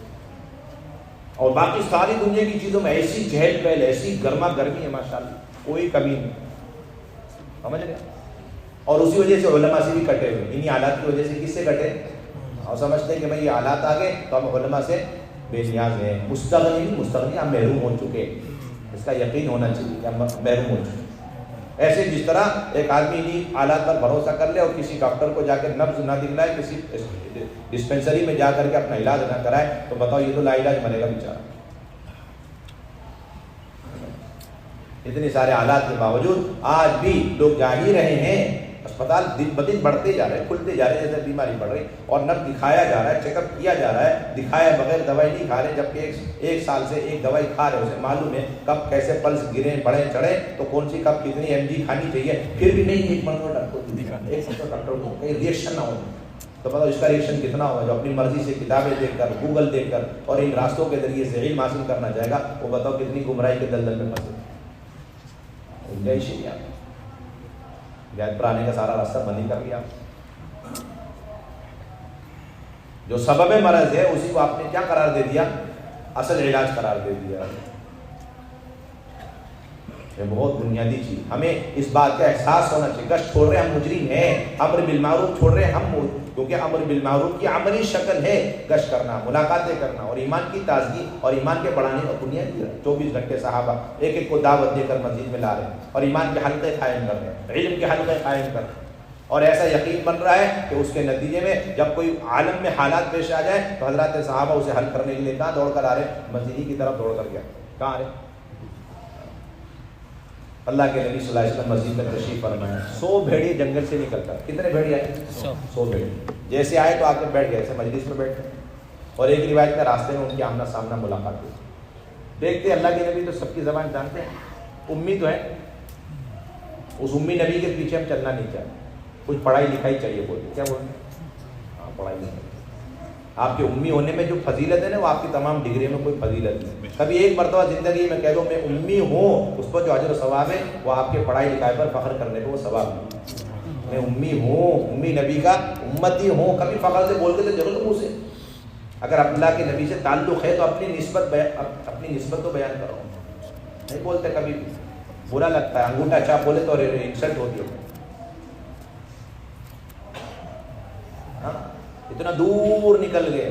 اس لیے ہمارے حضرت بار بار فرماتے ہو مولانا یوسف کے ملفوظ میں, اس امت کے جتنا بیک جانے میں خیر ہے نا, آپ کے 14 سال بیک پیچھے, اتنی اس کی حفاظت, ترقی, غیبی مدد ہے, نصرت. اور دنیا جتنی آگے جاوے اتنی جلدی ڈوب مرے گی. اس کے لیے آگے جانے میں عافیت, جلدی ختم ہو جائے گا, دجال کے پاس پہنچے جلدی. اس امت کی عبادت پیچھے جانے, اور پیچھے جانے میں ایک چیز امی پنے میں. اس لیے علماء نے لکھا یہ امت بھی امی ہے, شریعت بھی امی ہے, رسول بھی امی ہے, اور اس امت کو جو طریقہ تعلیم دیا گیا وہ بھی امیانہ طریقہ تعلیم. سمجھ میں نہیں آیا؟ مہینے کی گنتی کیا ہے؟ لوگ پتہ نہیں کیا کیا حساب لگا رہے ہیں. اللہ کے نبی صاحب فرمائے قیامت تک فرمائے نحن امۃ امیۃ لا نکتب ولا نحسب، ہم تو امی لوگ ہیں، نہیں آتا، ہم لکھتے بھی نہیں، حساب بھی نہیں جانتے. ہم حساب نہیں جانتے مولانا. ارے حضرت شیخ زکریا رحمۃ اللہ ان کو جزائے خیر، ایک میٹنگ چل رہی تھی، اس میٹنگ میں بہت ماشاءاللہ دنیا دار صاحب تھے، بہت خیرات کرنے والے. انہوں نے بات میں کہا تھوڑا ہندی بھی ہونا چاہیے، تھوڑا انگریزی بھی ہونا چاہیے مدرسوں کے اندر، تھوڑا یہ بھی وہ بھی. تو حضرت نے فرمایا ہم تو ٹھیٹھ ملا مولوی تیار کرنا چاہتے ہیں، ہمیں تو اس میں کوئی اشکال نہیں، آپ کو کیوں پریشانی نہیں. وہ حضرت وہ جب بس اسٹاپ پہ کھڑے رہتے ہیں، وہ طلبہ علماء کرام، وہ اچانک بورڈ ہندی میں لکھا رہتا ہے، تو وہ طلبہ بیچارے دوسروں سے پوچھتے کیا لکھا ہے تھوڑا بتاؤ کر، تو تھوڑا سا شرم سی آتی ہے. تو حضرت نے کہا مجھے تو اس سے زیادہ شرم سی آتی ہے، اتنا بڑا کروڑ پتی آدمی ہے اور آ کے پوچھتا ہے وضو کا غسل کیا ہے، طریقہ کیا ہے. میرا خیال سمجھ میں نہیں آتا. وہ تو شرمندگی ہے، یہ کوئی شرمندگی نہیں. الحمد شریف نہیں آتی، کلمہ ٹھیک نہیں اس بندے کا، یہ رائٹ بالکل صحیح چل رہا ہے. کہتے تھے ہم یہ مدرسے ٹھیٹھ ملا مولوی بنانے کے لیے پیدا تھا. آپ رکھو اپنی پڑھائی ہم اپنے پاس، ہمیں کوئی فرق نہیں پڑتا. آپ کو انسلٹ محسوس ہوتی ہے تو آپ عجیب بات ہمارے حضرت فرماتے جو مسلمان اللہ کے نبی کی کسی بھی سنت کو اختیار کرتے ہوئے ذلت محسوس کرے گا، اللہ اس کو اس سے کئی گنا زیادہ ذلتوں میں مبتلا کرے گا. یاد رکھ لینا اس چیز. امی ہونا نبی کی سنت ہے، یاد رکھ لینا چاہیے. اصل پر ہیں آپ، اصل پر. پوری امت کو لکھائی پڑھائی پہ آپ لانا چاہتے، پوری امت کو تباہ و برباد کرنا چاہ رہے. کوئی زیادہ خیر نہیں ہے ان سب کے اندر. امت امیۃ لا نکتب ولا نحسب. اور پھر آپ نے فرمایا مہینہ ایسا ہوتا ہے. ایک مرتبہ فرمایا 1 2 3 الشہر ہکذا ہکذا ہکذا، یعنی ایک مرتبہ یوں نکلتا ہے، اور ایک اور مرتبہ الشہر ہکذا وہکذا وہکذا. حساب بتا. اب تو ایسے سے بولنے میں ڈر لگتا ہے، پتہ نہیں لوگ کیا کہیں. اللہ کے نبی اپنے اللہ کے نبی صلی اللہ علیہ وسلم بہت عجیب بات لکھی مولانا یوسف رحمۃ اللہ کے بیانات کے اندر. کہا کہ وہ اقرا پڑھایا کہاں پر غار ہرا میں. کہاں پر پڑھایا؟ اقرا غار ہرا میں پڑھایا، اور صلح حدیبیہ کے موقع پر بھی پہنچ کر کے اپنا نام لکھنا نہیں آیا. اقرا کہاں پڑھایا؟ غار ہرا میں. اور صلح حدیبیہ میں پہنچ کر صرف نام مٹانا آیا، بس اللہ نے ایک مرتبہ وہ پسند کیا، اس کے علاوہ کبھی آگے پیچھے کبھی کاپی قلم اللہ کے نبی نے اپنا آدمی رکھ لیا. یہ یہود آتے ہیں خط الٹے سلٹے پڑھتے ہیں. زید بن حارثہ تھوڑا لینگویج سیکھو تو 17 دن میں انہوں نے عبرانی زبان سیکھ لی. اور رجب کی آیتیں چھپا رہے تھے. تورات ہے پڑھو، تمہارے یہاں کوئی جو ہے زنا کرے تو سنساری، تو وہ پڑھتے پڑھتے وہ آیت پہ انگلی رکھی، تو اللہ کے نبی نے بلایا حضرت عبداللہ بن سلام کو. تو انہوں نے کہا یہ انگلی ہٹا. انگلی ہٹائی تو پتہ چلا وہاں رجب کی آیت چھپی ہوئی. نحن امۃ امیۃ. یہ بنیادیں ہمارے کام میں، سنتوں پر اپنے آپ کو لانا. اور دعوت کے کام میں بھی سنت، آزادی نہیں اس کے اندر. میں وہی بار بار عرض کر رہا ہوں، بار بار وہ عرض کر رہا ہوں، دعوت کے کام کی سنتیں متعین قیامت ہے. اس لیے سارے کام کو سنتوں پہ لانا. بنیادی سنت انفرادی دعوت دینا، اس میں اپنے آپ کو کھپانا. بنیادی سنت پیدل چلنا اللہ کے راضی. یہ غلط سوچ ہے آپ کی کہ مالدار ہے وہ جائے سواری پر اور جو غریب ہے وہ جائے کیسے؟ پیدل. حضرات صحابہ کی سیرت اٹھائیں، پوری جماعت ہے، بہترین سواریاں ان کو ملی ہوئی ہیں، فتوحات کا زمانہ ہے، پھر بھی ایک صحابی حضرت جابر پیدل جا رہے ہیں اپنے اونٹ کی یا گھوڑے کی نکیل پکڑ کے. امیر صاحب آئے، عوف بن مالک الاشجعی رضی اللہ عنہ، کہنے لگے یا جابر ارکب لماذا لا ترکب، آپ سوار ہو جائیں، اللہ نے آپ کو سواری دی. تو نے کہا بھلے اوپر قدموں فی سبیل اللہ حرمهم اللہ علی النار، کہ جس کے دونوں پاؤں غبار آلود ہو جاتے ہیں اللہ کے راستے میں تو اللہ تعالیٰ جہنم کی آگ کو اس پر حرام فرماتے ہیں. اس ثواب کو حاصل کرنے کے لیے اب آپ بتاؤ، آپ اتنی لگژری سواری میں جاتے رہو کبھی ثواب حاصل ہوگا؟ سواری موجود اور وہ اس ثواب کو حاصل کرنے، احتساب ہوگا تو سارا کام آسان. تو فوراً امیر لشکر گئے کنارے پر اور زور سے آواز دی، اے جابر آپ سوار ہو جائیں. سوار کیوں نہیں ہوتے؟ اللہ نے آپ کو سواری. تو حضرت جابر سمجھ گئے کہ امیر صاحب یہ حدیث سارے لشکریوں کو سنانا چاہتے ہیں. بڑے اہتمام سے چن چن کر یہ واقعات حضرت مولانا یوسف ربانی نے حیات الصحابہ کی پہلی جلد میں نقل کی. المشی علی الاقدام، پیدل چلنا دعوت کی سنت ہے. آج کل یہ سوچنا ختم کریں، جلدی جلدی نکلو، تھوڑی چھٹیاں کیا ہوا ہے، اسی میں سے آپ ایسی ترتیب بناؤ کہ پیدل کب تو چلو. اب پیدل کی کوئی تشکیل ہی نہیں ہماری. اور این آر اے والوں کے لیے تو معافی ہو چکی، پیدل چلنا ہے پاؤں ہی نہیں ہے بیچارے این آر اے والوں سے. ایسے لگتا ہے پر لگ گیا اب تو نہیں بھائی. تو جیسے حضرت جابر نے یہ سمجھ کر وہ حدیث زور سے سنائی تو سارے اپنے سوارے سے نیچے اتر، سارے کے سارے اپنے سوارے سے. اس دن سے زیادہ پیدل چلنے والے ہم نے نہیں دیکھے. حضرت جابر فرمایا پیدل چلنا سننا اور خود اپنی ذات سے ایک کے پاس جانا دعوت کی محنت کو لے اور تسلسل کے ساتھ بنجر بستیوں میں جانا جہاں مسلمان ہیں، مسجد نہیں، مصلی نہیں اور ٹوائلٹ باتھ روم بھی نہیں ہے اور کچن وغیرہ. آج تو کیا ہے مسجد چاہیے اور اے سی نان اے سی یہ بھی چلتا ہے اور پھر اس میں تو کچن سپریٹ ہونا چاہیے اور کیا وہ سونے کا کمرہ بھی ہونا چاہیے لیٹنے کے لیے. اس لیے جا رہے آپ وہاں پر. سب تنظیمی مزاج کہلاتے. اس طرح کریں گے تو جہاں آپ ایک طرف اللہ کے راستے میں جائیں گے اسی کے بغل میں نہ جانے کتنے گاؤں دیہات میں رہنے والے سینکڑوں نہیں ہزاروں لوگ کلمہ نماز کے بغیر مرتد ہو کے جا رہے ہوں گے اور آپ اللہ کے راستے میں نکل کر بھی اللہ کے پکڑے جائیں گے. ہمارے حضرت بار بار یہ کہتے ہیں پرچے آتے ہیں نا سب سے پہلے جب ذرا سی جماعت مضبوط ہے تو فوراً بنجر بستی. اگر مستورات کی چلے کے پرچے آتے ہیں نا تو اس میں مضبوط کا معیار ہوتا ہے. 2 بہن چلے لگائی ہوئی تو حضرت مولانا صاحب دامت برکاتہم فوراً اٹھا کر کے بنجر بستی اور تاکید کر دیتے ہیں آپ بالکل وہاں سے ہٹیں گے. اپنا جو رخ ملا ہے اس رخ سے ہٹ جانا. مولانا الیاس صاحب کا ملفوظ ہے کہ اگر جماعت اپنے رخ سے ہٹ گئے تو یقین کر لو شیطان اپنے حربے میں کامیاب. آج تمام جماعتوں کا حال ہے آزادی بالکل. بلکہ اللہ معاف فرمائے مشورے والے پوچھتے ہیں آپ کہاں جانا پسند کریں؟ یہ کوئی شاپنگ کی جگہ ہے کیا؟ شاپنگ ہو رہی کچھ آپ کو کون سی چیز پسند ہے یہ دیکھیں گے وہ دکھلاتے نا یہ بھی چیز وہ بھی چیز ایسا چل رہا ہے. یہ مشورہ ہے کام کے ساتھ کھلواڑ ہے. سہولتیں تو اللہ مہیا کریں گے پورے عالم کو مسخر کرنے کا اللہ تعالیٰ نے وعدہ. لینگویج نہیں آتا آپ ایک ملک کا ارادہ کر لو بس رات بھر میں اللہ تعالیٰ وہ لینگویج آپ کو سکھلا دیں گے. اس کی تو وہی حیثیت ہے اس سے زیادہ کوئی حیثیت نہیں. عیسیٰ علیہ السلام اور ان کے 6 حواری کے لیے 6 جگہ متعین کیے. جو دور کا علاقہ تھا وہاں جانے کے لیے لوگ تیار، جو قریب کے علاقے تھے وہ تیار ہو گئے. لینگویج کسی کو آتا نہیں. عیسیٰ علیہ السلام اے اللہ تیرے دین کا کام ہے تقاضا ہے میرے یہ ساتھی تھوڑا جھجک کرے اے اللہ کچھ کر دے. آپ غیر صبح اٹھے تو 6 کے 6 اپنے لینگویج بول رہے ہیں تو سب موجود سارے واقع. اس سے زیادہ کوئی حیثیت نہیں لینگویج.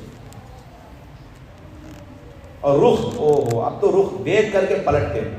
یہ لکھا ہوا ہے اب پوری طاقت کوشش پیٹیشن پہ پیٹیشن لگاتے ہیں سفارش پہ سفارش کسی طریقے سے. اور ادھر کیا تھا بخاری شریف ہے کتاب العلم کے اندر باب قائم کیا عجیب. لیکن مولانا یوسف صاحب نے اس سے تو اس میں صاف لکھا کہ یہ جماعت ہے اب یہ جماعت اس رخ پہ جانی ہے. اللہ کے نبی نے رخ کو پرچی میں لکھا امیر متعین کیا اور امیر صاحب سے کہا اب یہ پرچی لو اپنی جماعت پکڑو اور اس رخ پہ چلتے رہو. 3 دن گزرنے کے بعد جہاں سے واپسی کا کوئی سوچ بھی نہیں سکتا وہاں پر آپ بیٹھ کے پرچی کھولنا اس میں رخ مل جائے. سمجھ میں آئی بات؟ اور پھر ساتھیوں کی تشکیل کرنا کہ اب بتاؤ یہ رخ اللہ کے نبی صلی اللہ علیہ وسلم نے ہمیں دیا ہے اب کون جانے کو تیار ہے کون جانے کو تیار ہے. یعنی ماحول میں نکل کے تشکیل. چنانچہ وہاں جانے کے بعد اب کسی کی کوئی ہمت 3 دن کے بعد کون پلٹ کر آئے گا. ماحول بدل گیا چل کے اور وہ مجاہدے کے بعد جو دل کھلتا ہے نا اب اس کے بعد بڑے سے بڑے تقاضے کے لیے طبیعتیں حمل ہو جائیں. اچھی ساری چیزیں موجود ہیں سیرت کے اندر. ہمارے سامنے کوئی چیز نہیں. کیوں کہ ہم نے طے کیا ہوا ہے کہ ہم یہاں رہتے ہیں ہمیں معلوم ہے کویت کے حالات کیا ہے اس لیے تبلیغ کے نئے اصول کریٹ کرتے ہیں آپس میں بیٹھ کے مشورے کرتے. حضرت آج کل یہ بولتے ہیں سارے ذمہ دار ہو بھائی تم لوگوں نے اپنی من گھڑت اصول شرائط چلا دی. من گھڑت شرائط ہر چیز کے لیے رخ اس کے لیے یہ سب کیٹیگری اور یہ سب نزاکت ہے اور جماعت اور امیر اور یہ وہ ان سب کی یہ نزاکت ہے. اور سیرت کہاں ہے آپ اپنے پاس رکھیں. ہمیں معلوم ہے ہمارے ملک کے حالات کیا ہے. جماعت تسلسل ایک رخ پر مسلسل جماعتیں بھیجنا دعوت کی اہم ترین سنت. دعوت کی کیا ہے امت کو دعوت دے کر ماحول میں لانا مسجد کے ماحول میں قیام کرانا ٹھہرانا. سخت دل پتھر دل ضدی قسم کے لوگ باصرار مسجد میں آپ اللہ کے نبی رکھا کرتے تھے تاکہ اب فرشتے ہی ان کا ٹریٹمنٹ کریں. کون کریں ہسپتال میں ایک ایمرجنسی وارڈ میں ایک پیشنٹ کے داخل ہوتی، کیا نرس اور ڈاکٹر سب مل کے تیزی سے اس کا ٹریٹمنٹ علاج شروع کرتے ہوں گے؟ جو ایک جو ہے کمزور مسلمان کو، ضدی قسم کے مسلمان کو مسجد میں ڈالتے، فرشتے اپنے پر لگا کر کے ٹریٹمنٹ شروع کر دیتے. 3 سے 5 دن کے اندر اس کا سارا جو بہت ہائی لیول پہ بیماری چلتی سب نہیں چاہیے. اب احکامات کے لیے تیار، فرائض کے لیے تیار، سنتوں کے لیے تیار. یہ سب سنتوں کو میں ابھی اور چیزیں ہیں لیکن یہ بہت بنیادی چیز. اس سے پھر اخلاق بھی بنیں گے، پھر اس سے صفات پیدا ہوں گے، ساتھیوں کی قدردانی ہوگی، ایک دوسرے کا اکرام بھی پیدا ہوگا اور خالص کام پیش نظر ہوگا. کیا ہوگا؟ کیا ہوگا؟ خالص کام پیش نظر. امیر کی ذمہ داری اپنے ساتھیوں کی خیال رکھے اور ساتھیوں کی ذمہ داری امیر کی، اور کوئی کسی کی بے عزتی بے اکرامی اس کی کوئی گنجائش نہیں مانے. اس کی کوئی گنجائش نہیں، کوئی گنجائش نہیں. مثالیں ملتی ہے سیرت کے اندر کہ امیر کے ساتھ اگر کسی ساتھی نے بے عزتی کا معاملہ کیا تو اللہ کے نبی نے کتنی ناراضگی کا معاملہ کیا. حضرت خالد بن ولید رضی اللہ تعالیٰ امیر جماعت. کون ہے؟ حضرت خالد امیر جماعت. اور پھر حضرت عمار بن یاسر مامور گئی جماعت کو پہنچے. ایک گاؤں پر صبح سویرے حملہ کرنا تھا، مشورہ ہو گیا، لیکن گاؤں والوں کو خبر مل گئی تو وہ سب کے سب پوچھ کر کے چلے. ایک صاحب سے مسلمان ہو چکے فیملی کو بولے کہ میں یہاں رہو، اسلام ہے تو پھر اپنی حفاظت تو پکی ہے، رک جاؤ دیکھتے کیا ہوا. اب صبح ہوئی، حملہ کرنے کے لیے آگے بڑھے تو وہ صاحب گئے حضرت عمار سے ملے تو حضرت عمار نے کہا میں نے تمہیں پناہ دے دی، اب آپ کو ہماری جماعت اور امیر صاحب کچھ نہیں کرتے. لیکن حضرت خالد بن ولید کھل گئے، نہیں تمہارے تو قتل کرنا ضروری ہے، تمہیں تو قیدی بنائیں گے، بندی بنائیں گے. حضرت عمار نے کہا کہ نہیں ہو سکتا، میں نے تو پناہ دے دی ہے. اب دونوں میں یہ ہو گیا. کیا ہو گیا؟ امیر اور مامور میں ٹھن گئی تھے، خوب تو میں ہو گئی وہاں. اور صحابہ تھے، انسان تھے، اور کیوں ان کو پیدا ہی کیا تاکہ قیامت تک ہمارے لیے نمونہ بنے. وہ لوگ انہوں نے اپنی ذات کو پیش کیا نمونہ بننے کے لیے. اس سے بڑی کیا سعادت کی بات ہو سکتی ہے؟ کیسے سنساری کرنا، ایک خاتون نے اپنی ذات کو پیش کر دی. ہاتھ کیسے کٹوانا، ایک خاتون اپنے آپ کو پیش کر رہی. اس سے بڑی کون سی سعادت ہے؟ کسی اور میں ہمت ہے؟ اب دونوں واپس آئے اللہ کے نبی کے ساتھ تو انہوں نے کہا یہ یوں دونوں کی آواز بہت بلند ہوئی. اللہ کے نبی نے فرمایا عمار آپ سے غلط کی. امیر صاحب جو ہوتے ہیں ان کی اجازت کے بغیر آپ نے پناہ کیسے دی؟ آئندہ کوئی امیر کی اجازت کے بغیر پناہ نہیں دے گا. یعنی حضرت عمار نے غلط کیا، ہو گیا. حضرت خالد کہہ رہے ہیں اللہ کے نبی یہ معمولی درجے کا یہ آدمی آپ کے سامنے مجھ جیسے آدمی عزت والا، اکرام والا اور بڑے قبیلے والا، بنو مخزوم کی ناک کی بال، اس کو یوں کہ آپ کے اگر آپ نہیں ہوتے نا تو اس کی ہمت. یہ سارے جملے چل رہے ہیں حضور کی مجلس میں. انسان ہے. اللہ کے نبی نے کہا کہ فیصلہ ہو گیا. اب خالد چپ ہو جاؤ کہ میں کیسے چپ ہو جاؤں؟ اور برا بنا میرے عمار، اور برا ہوتا ہے نا اپنے مشوروں کے اندر. شاید کچھ لوگ صحابہ کے نمونے پہ چلنا چاہتے ہیں،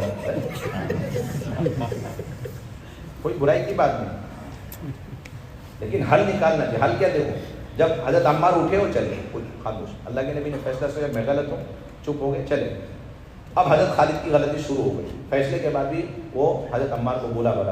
اب اللہ کے نبی نے دیکھا کہ یہ آدمی تو بالکل نان اسٹاپ چل رہا ہے، کیا کرنا ہے؟ تو صحابی کی فضیلت سنائی اور عجیب جملہ فرمایا، جس نے عمار کو خوش کیا اس نے اللہ کو خوش کیا، جس نے عمار کو ناراض کیا اس نے اللہ کو ناراض کیا. اتنا اونچا اٹھا دیا اپنے ساتھی. اللہ، یہ طریقے ہیں آپس میں جوڑ کے. باقی جتنے طریقے توڑ کے بیٹھے رہو، آپ توڑ کرتے ہو وہ کام کا نقصان کرو بیٹھے. یہ سنتے حضرت خالد، پھر اس کے بعد کیا مجال، بریک لگ گئی، دم چپ ہو گئے، اٹھے بھاگے. حضرت عمار کا دامن پکڑ کے معاف کر دینا بھائی، معاف کر دینا بھائی، معاف راضی کر کے پھر واپس. واقعہ کہاں ہے؟ ادھر ادھر نہیں. سب آیا تو اللہ پڑھنے کی تو توفیق دے کم سے کم، سب چیزیں پڑھنے کی، ادھر کی ادھر کی ساری خبریں، اور جو سچی پکی خبریں زندگی بھر کے لیے نمونے ہمارے لیے، اصول ضابطے ہمارے لیے قیامت تک کے لیے، او بلا دیا.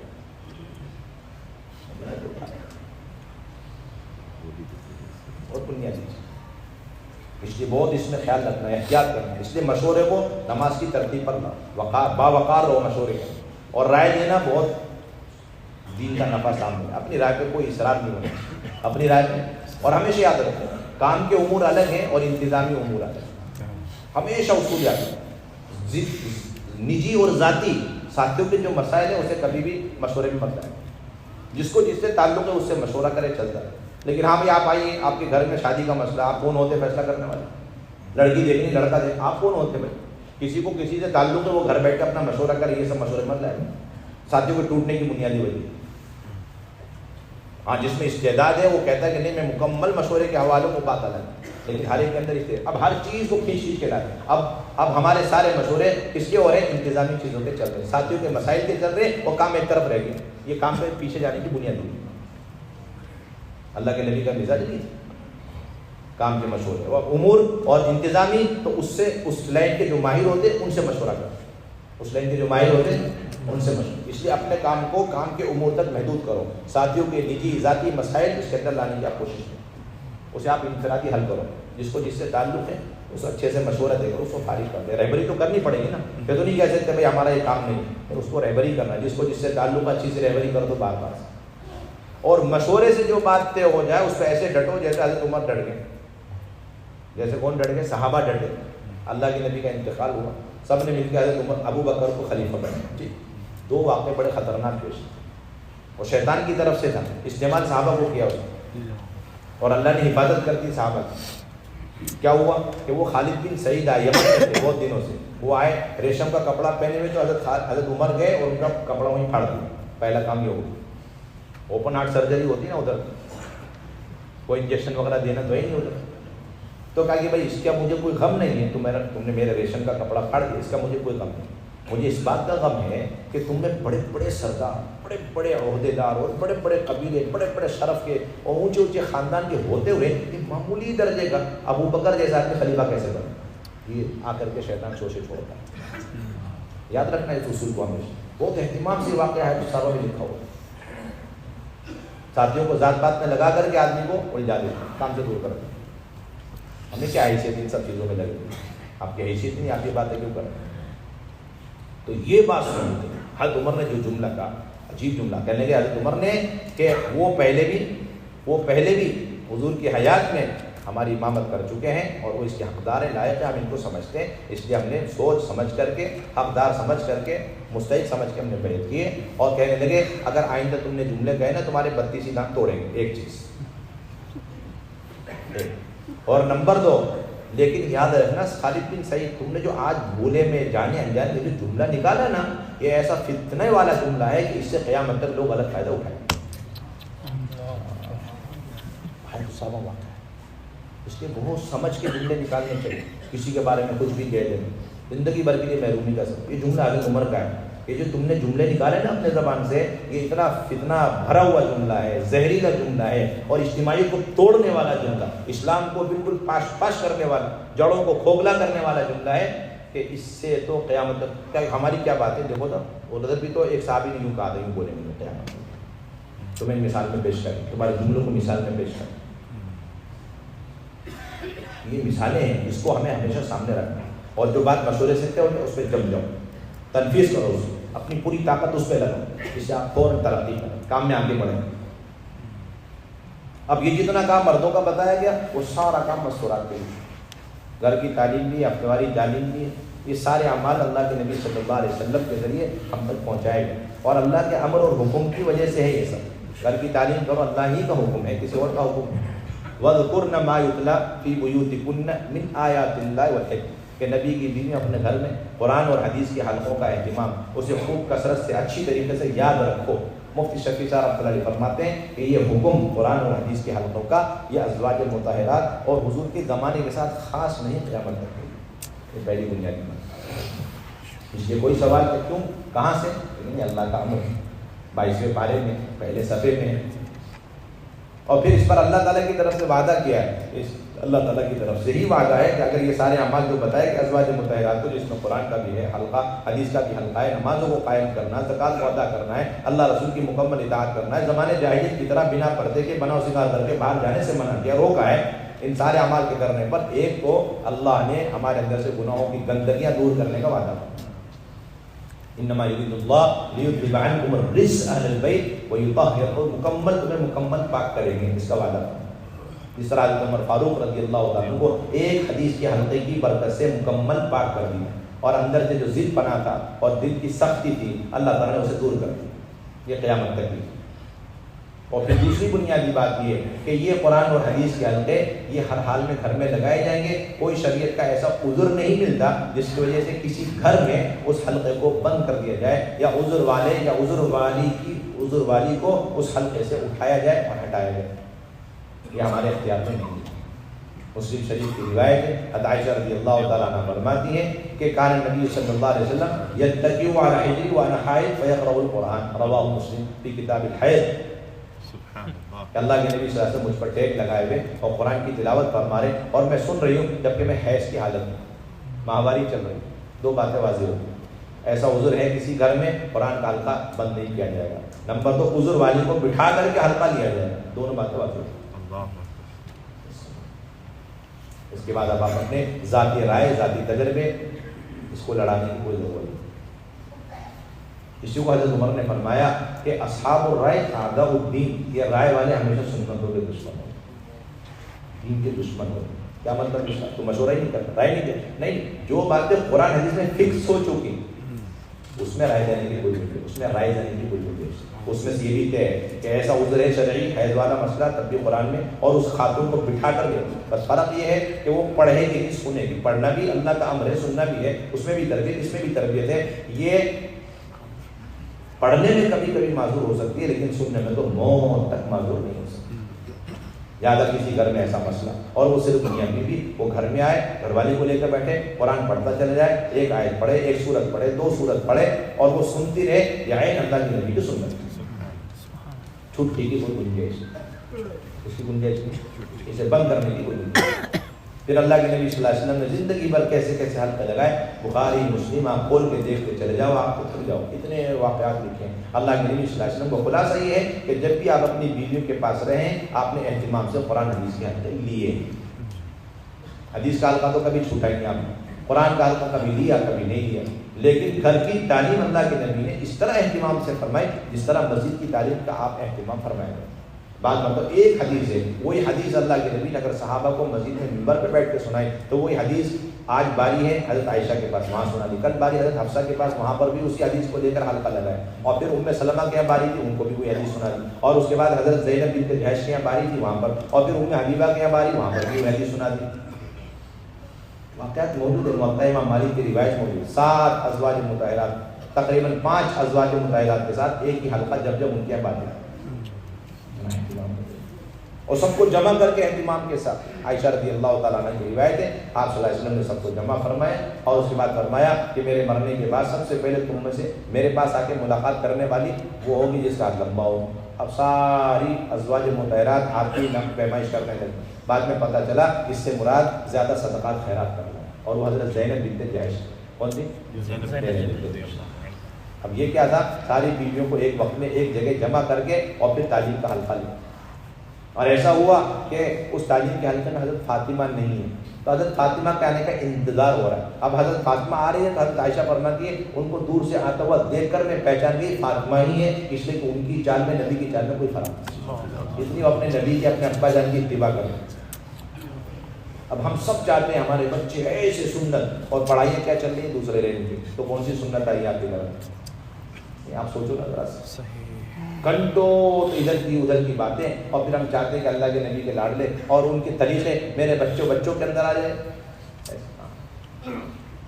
جب وہ آ کے بیٹھی فوراً حدیث کا حلقہ، اور اس درمیان اللہ کے نبی نے حضرت عائشہ کو، حضرت فاطمہ کو قریب فسارہ، ان کے کان میں کچھ سرگوشی فرمائی، تو حضرت عائشہ فاطمہ رونے لگی، پھر قریب کیا فسارہ، تو وہ مسکرانے لگی، حلقہ ختم ہوا۔ روایت میں اللہ کے نبی اٹھے تشریف لے گئے، تو حضرت عائشہ کا جذبہ دیکھو، اس حدیث کو سیکھنا ہے، سننا ہے جو اللہ کے نبی نے سیکریٹ طور پر ان کے کان میں کہا ہے، ہمیں نہیں سنائی وہ حدیث۔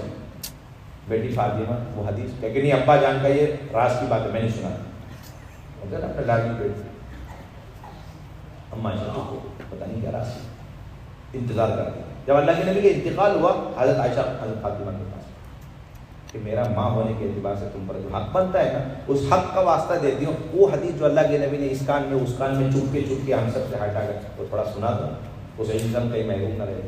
ہاں اب میں سناؤں، اما الآن فنعم، اب میں سنا۔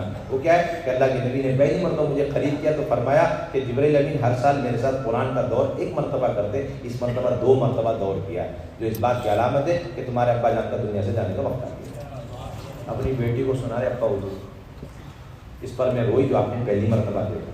جب میری بے چینی دیکھی تو اللہ کے نبی نے مجھے قریب فرمایا. پھر آپ نے فرمایا فاطمہ تم اس بات کا راضی نہیں کہ کل قیامت میں تم عورتوں کی سردار بنا دی جائے جنت میں؟ اس پہ میں مسکرایا. اب آپ اس اندازہ لگائیں اللہ کے نبی کے حلقے لگانے کا طرز کیا تھا کرتے ہیں. اپنی بیٹی کو بھی لے کر, تمام ازواج مطہرات کو لے کر, دن میں بھی حلقے رات میں بھی حلقے چلتے. اتنا قدیم پرانا عمل چلتا. سکرات کے عالم میں بھی اللہ کے نبی حدیث کے حلقے لیتے لیتے دنیا سے تشریف. اور اب تو یہ ہو گیا کہ بھائی مسجد کی تعلیم مردوں کے ذمہ, گھر کی تعلیم وہ مستورات کے ذمہ نہیں ملتی. ہر ایک کے ذمہ 2 تعلیم, مسجد کی تعلیم, گھر کی تعلیم. اس میں قرآن کا حلقہ بھی ہے. ایک سورت لے لو, ایک آیت لے لو, اسے ٹھیک کرو, اور سب کے ذمہ. یہ بھی نہیں اچھا یہ بات چلائی کیا اتنا زمانہ ہو گیا تبلیغ میں لگ کر, ابھی تک ان کے گھر والوں کا قرآن صحیح نہیں. اچھا قرآن صحیح ہو گیا تو پھر حلقے کی ضرورت نہیں. آپ کو سمجھنا چاہیے قرآن تصحیح بھی مقصد ہے, تصحیح ہی مقصد ہے, اصل تو تربیت مقصد.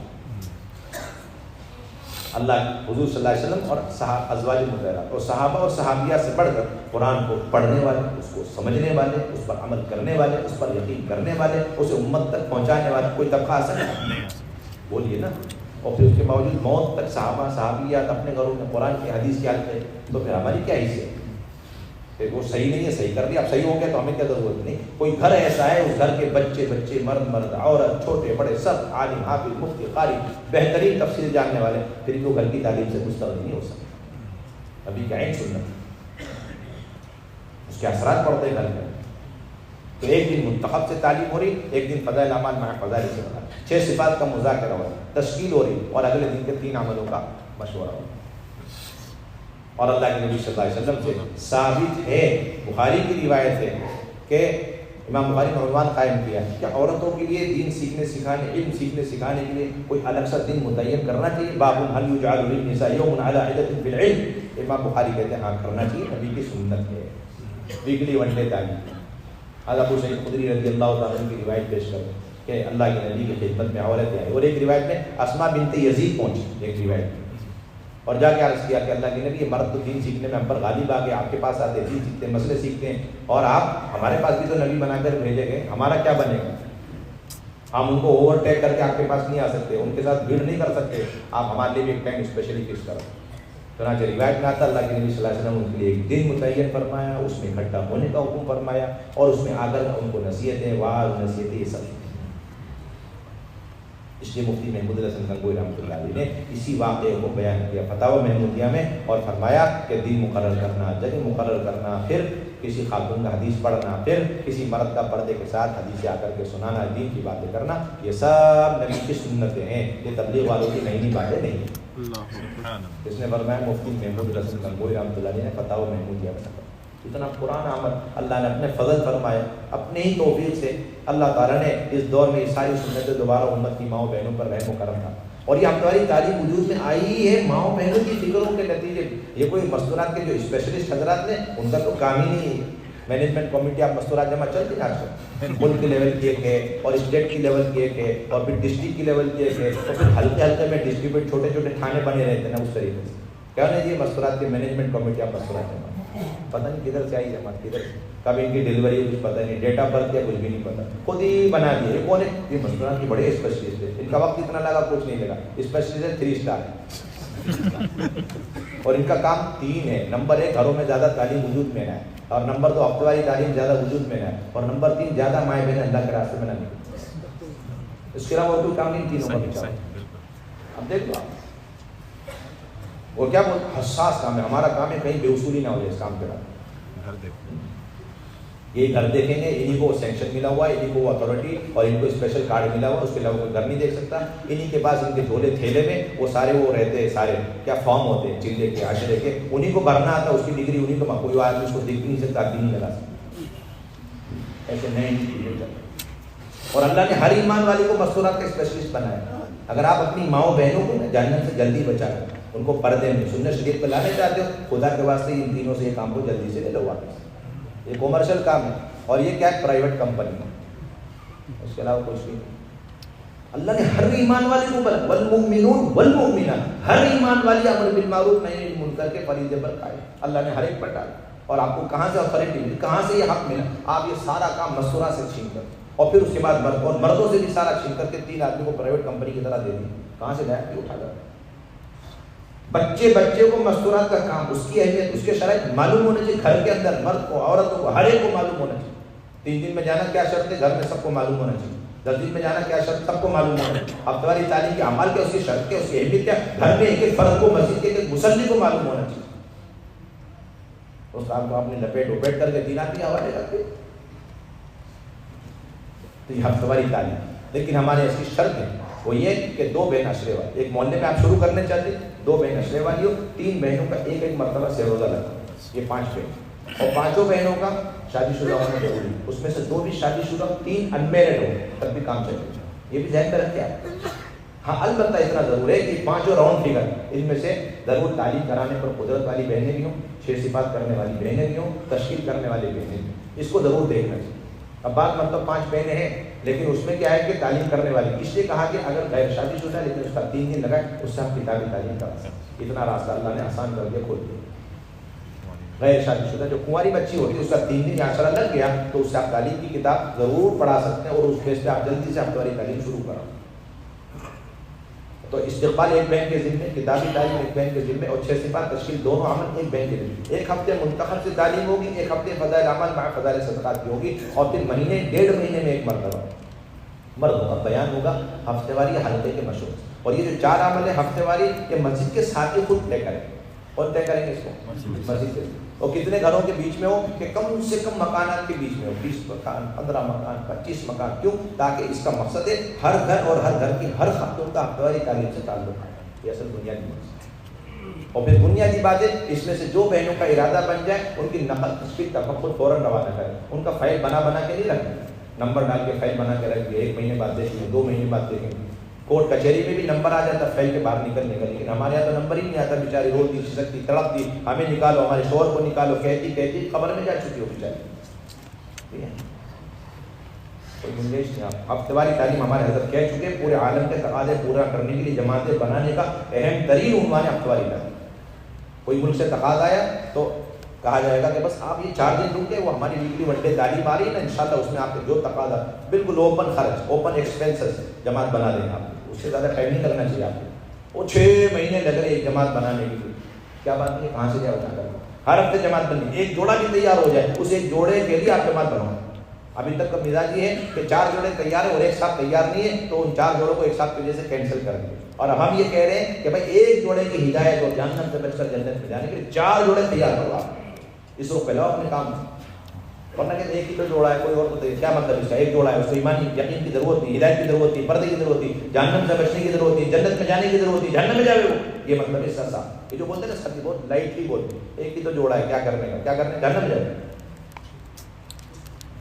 اس کا صحیح مطلب، صحیح ترجمہ، ڈائریکٹ ترجمہ. اور جو بعض لوگ بولتے ہیں نا مستورات کے کام کی اتنی کیا ضرورت ہے، اس کا بھی یہی ترجمہ. ہم پوچھتے ہیں کتنا ضرورت ہے، آپ بتاؤ. 1/3 چاہیے، 2/3 چاہیے. اور اس کا صحیح بائی پاس ترجمہ یہ ہے کہ 1/3 جائے جنت میں، 2/3 جائے جہنم میں. یہ مطلب اس کا صحیح. جو بولتے ہیں نا کیوں اتنی ضرورت ہے مستورات کے کام، اس کا صحیح ترجمہ ہے 1/3 جنت میں جائے، 2/3 اور جہنم میں جائے. ہمیں ڈر بھی نہیں لگتا، ایسے سے جملے چلاتے بیٹھے ہوئے مستورات کے سلسلے میں. انہوں نے کیا ظلم کیا بھائی ماؤں بہنوں نے. سب سے بڑی پوچھ ہونے والی ہے اپنی ذات کے بارے میں جو سوال ہوگا نا، اس کے ساتھ یہ سوال، الا کلکم راع و کلکم مسئول عن رعیتہ. ہر ایک سے اس کے دستے نکل ماتحت لوگوں کے بارے میں سوال. اور صرف یہ نہیں کہ آپ نے کلمہ سکھایا، نماز سکھائی، لیکن اس کے ساتھ آپ نے سب کچھ سکھا دیا، اس کے ساتھ اس کے ذمہ ایک دعوت کا فریضہ تھا. اور اسے لے کر اللہ کے نبی نے جس طرح ساری ماؤں بہنوں کو دعوت کے کام میں حرکت میں لگایا، نصرت میں، ہجرت میں، دعوت میں، وہ اس طرح آپ نے ان کے صلاحیتوں کو استعمال نہیں کیا. تو اس کا تو سوال اسپیشلی آپ سے ہونا. اور کچن کا ایک پرزہ بنا کے رکھا اور خواتین کو بس 24 گھنٹے مشین کی طرح چلتی رہے، کھانا پکاتی رہے، یا پھر واشنگ مشین میں رہے، یا بچوں کو پالتی رہے. اس کے علاوہ کوئی حیثیت نہیں. خبر وہ بنیادی ذمہ داری. تو ہفتہ واری تعلیم میں جو جوڑا اور اس کو تیار کر کے رہا. اور تیسری بنیادی کام گھر گھر کے اندر مستورات کی جماعت. اچھا یہ بھی ذہن میں رہے اگر یہ 5 بہنیں جن کا وقت لگا ہے ان کے گھر میں ہفتہ واری تعلیم شروع کریں، بہت اچھا اعلیٰ درجے کی بات ہے. لیکن کسی وجہ سے ان کے گھر میں تعلیم شروع کرنے میں گنجائش نہیں ہے، تو پھر کیا کرنا؟ تو کہتے ہیں کہ 6ٹا گھر آپ لے لو جس گھر میں خاتون کا وقت نہیں لگا ہے، پردے کا پورا اہتمام ہے، آپ وہاں شروع کرا سکتے ہیں. ان 5 بہنوں کی نگرانی اسپیشلی آپ نوٹ کرو. بہت خاص طور سے اسے نوٹ کریں. کام سے محبت ہے, پردے کا پورا اہتمام انتظام ہے, بس کسی وجہ سے ان کا وقت نہیں لگا. جس طرح ان کا وقت لگا کسی وجہ سے ان پانچوں گھر میں تعلیم شروع نہیں کر سکتے, تو تعلیم بند نہیں ہوگی, فوراً 6واں 7واں 8واں گھر وہ فکس کریں گے اور یہ 5 بہن اس پہ نگرانی کریں گے. یہ مسجد کی ذمہ داری ہے, یہ کوئی ہفتے, یہ کوئی ضلع کی حلقے والوں کی, یہ مسجد کے ساتھ یہ خود سوچیں, خواتین خود سوچیں کہ ہمیں تعلیم کی ضرورت ہے, شروع کرو. جب تک آپ ہفتہ واری تعلیم کو زندہ کرنے میں اپنی خواتین اور ان کی فکروں کو شامل نہیں کریں, آپ ہفتہ واری تعلیم کو قائم کرنے میں کامیاب ہو نہیں سکتے, کیونکہ ہفتہ واری تعلیم ملی ہے خواتین کی فکروں کے نتیجے. کس کی فکروں کے نتیجے میں؟ خواتین کی فکروں کے نتیجے. اور تیسری بنیادی بات, گھر گھر کے اندر مستورات کا قیام ہوتا ہے, ہر گھر کے اندر مستورات کی نعمتوں کا قیام, اور اس کے لیے سوائے پردے کو کوئی شرط. پردہ آپ باندھ سکتے ہو, بھی پردہ کیسا والا, پرماننٹ والا نہیں, ٹیمپرری پردہ, صرف 2 دن کا 2 days پردہ بس. اس سے پہلے پردہ کیا تھا, اس کے بعد کیا ہونے والا پردہ, ہمیں کیا لینا دینا. ہم امید رکھتے ہیں اب تک پردہ نہیں تھا اور آج بند رہا ہے, اور امید کرتے ہیں آگے انشاءاللہ بندہ ہی رہے گا. اچھا گمان کرو نا, آپ اتنی باریکیاں کیوں دیکھتے ہو, اور گھر دیکھنا لازم سمجھتے. ارے بھائی وہ پردے دار مکان ہے ماشاءاللہ, اور اچھے اچھے دعوت کے گھرانے سے بھی زیادہ پردہ نشین عورتیں ہیں, اتنا کافی اطمینان کے لیے داخل کرو اپنی خواتین. یا اس سے پہلے جماعت یہاں رہ چکی ہے, اب دیکھنے کی کوئی ضرورت نہیں ہے, پہلے کوئی شکایت نہیں ہے, اللہ کا فضل ہے. جلدی سے ٹھہراؤ, کیوں ٹائم ویسٹ کر رہے ہیں. خواتین کو کڑک سردی کڑک گرمی باہر ٹھہرا رکھا, بیچاری پسینے سے شرابور, اور پھر اندر جا رہی جماعت. وہ 2 ساتھی ہوتے ہیں مینجمنٹ کمیٹی آپ مستورات جمع, وہ اور پھر ساری بہنوں کو اس کمرے میں بند ہیں, وہ بھی پریشان بیچارے. اور پھر یہ کچن اور یہ باتھ روم, یہ ٹوائلٹ سب, اور پھر بیڈ روم کے نیچے اور اس کے پلنگ کے نیچے بھی. ارے اچھا اوپر روشن دانی بھی ہے, تو ٹیبل رکھ کر کے اوپر بھی. یہ سمجھ میں نہیں آتا, 2 دن کے لیے ٹھہرانے کے واسطے آپ دیکھ رہے ہیں, یا آپ اس گھر کو لینے کے چکر میں, کچھ نہیں سمجھ میں آتا. کرائم برانچ فیل آپ کے سامنے. ہاں ایسا ہے, آپ ماشاءاللہ انسپیکشن کرتے ہیں, فیل بالکل. کہاں سے لائے گی اس کو, آپ نظام الدین ہے, آج تک یہ بات چلی وہاں سے, اتنا آسان کام. سر سری نظر دیکھ, یہاں پہ یہ کمرہ ہے, یہ پتہ ہی نہیں کہ آج تک, لیکن اب یہ تیار ہے, ٹھہرانا چاہتے ہیں, اب پردے کا کچھ پتہ نہیں, ذرا سا اطمینان کر, صرف وہ کمرہ ہلکے سے اچکتی نظر سے دیکھ لی 2 منٹ کے اندر, جلدی سے ٹھہرا. جو بے پردگی اسے بند کرنے کا حکم ہے, اور آپ بے پردگی کو کھول کھول کے سب کو دکھلا, یہاں بھی بے پردگی, یہاں بھی بے. ایک مسلمان کی آپ پردہ پوشی کے بجائے پردہ دری کر رہے ہیں, تو گناہ ملے گا آپ کو. اور جو کمی پیشی ہو تو آپ سب مل کے اس کو کیا کہنا, اوپر سے اس کو موڈیفائی کر کے پردہ وردہ کر کے سبل ایسا پیش آنا کہ آئندہ اس کو اپنی بے پردگی میں جو کمی محسوس ہوئی, میاں بیوی روئے, ارے ہم سے تو بڑے, آئندہ اور پردے کا انتظام, پتہ چلا ڈبل پردہ باندھ رہے, آپ سے زیادہ اچھا مضبوط پردہ باندھ رہے. اور وہ ٹوائلٹ باتھ روم اٹیچ کی شرطیں لگاتے, کیوں لگاتے آج تک تو ہمیں سمجھ میں نہیں. آج بھی ابھی ایک جماعت جا کر گئی ونواتو, وہ آپ کا آسٹریلیا کا ہے نا علاقہ, ونواتو, وہاں جماعت گئی, پتہ چلا 2 مہینے وہ جماعت رہی, سب انجینئر ڈاکٹر, اس میں لیڈی بھی سب ایجوکیٹڈ, اور 5-5 کلومیٹر دور گئے اپنی ضرورتوں کو پورا کرنے کے لیے. میاں بھی سمجھ گئے آپ, دور دور گئے بیچارے, اور کسی گھر میں دروازہ نہیں تھا, کسی گھر میں ٹوائلٹ باتھ روم اٹیچ, 2 مہینے ایسے گزارے. نتیجہ کیا ہوا, 20 خواتین نے کلمہ پڑھا, 7 قادریوں نے کلمہ پڑھ کر دین قبول کیا. 5 لاکھ ایکسپینسز تھا, ماشاءاللہ 10 لاکھ روپے خرچ کیے. یہ جماعتیں کام کر رہی ہیں, ابھی 2 مہینے پہلے بیفور یہ جماعت واپس آئی, بتائیے. اور آپ نے شرط لگائی ٹوائلٹ باتھ روم اور صحیح سے وہاں پر دروازے کنڈیاں چٹخانیاں, کی نہیں, شرط بالکل نہیں.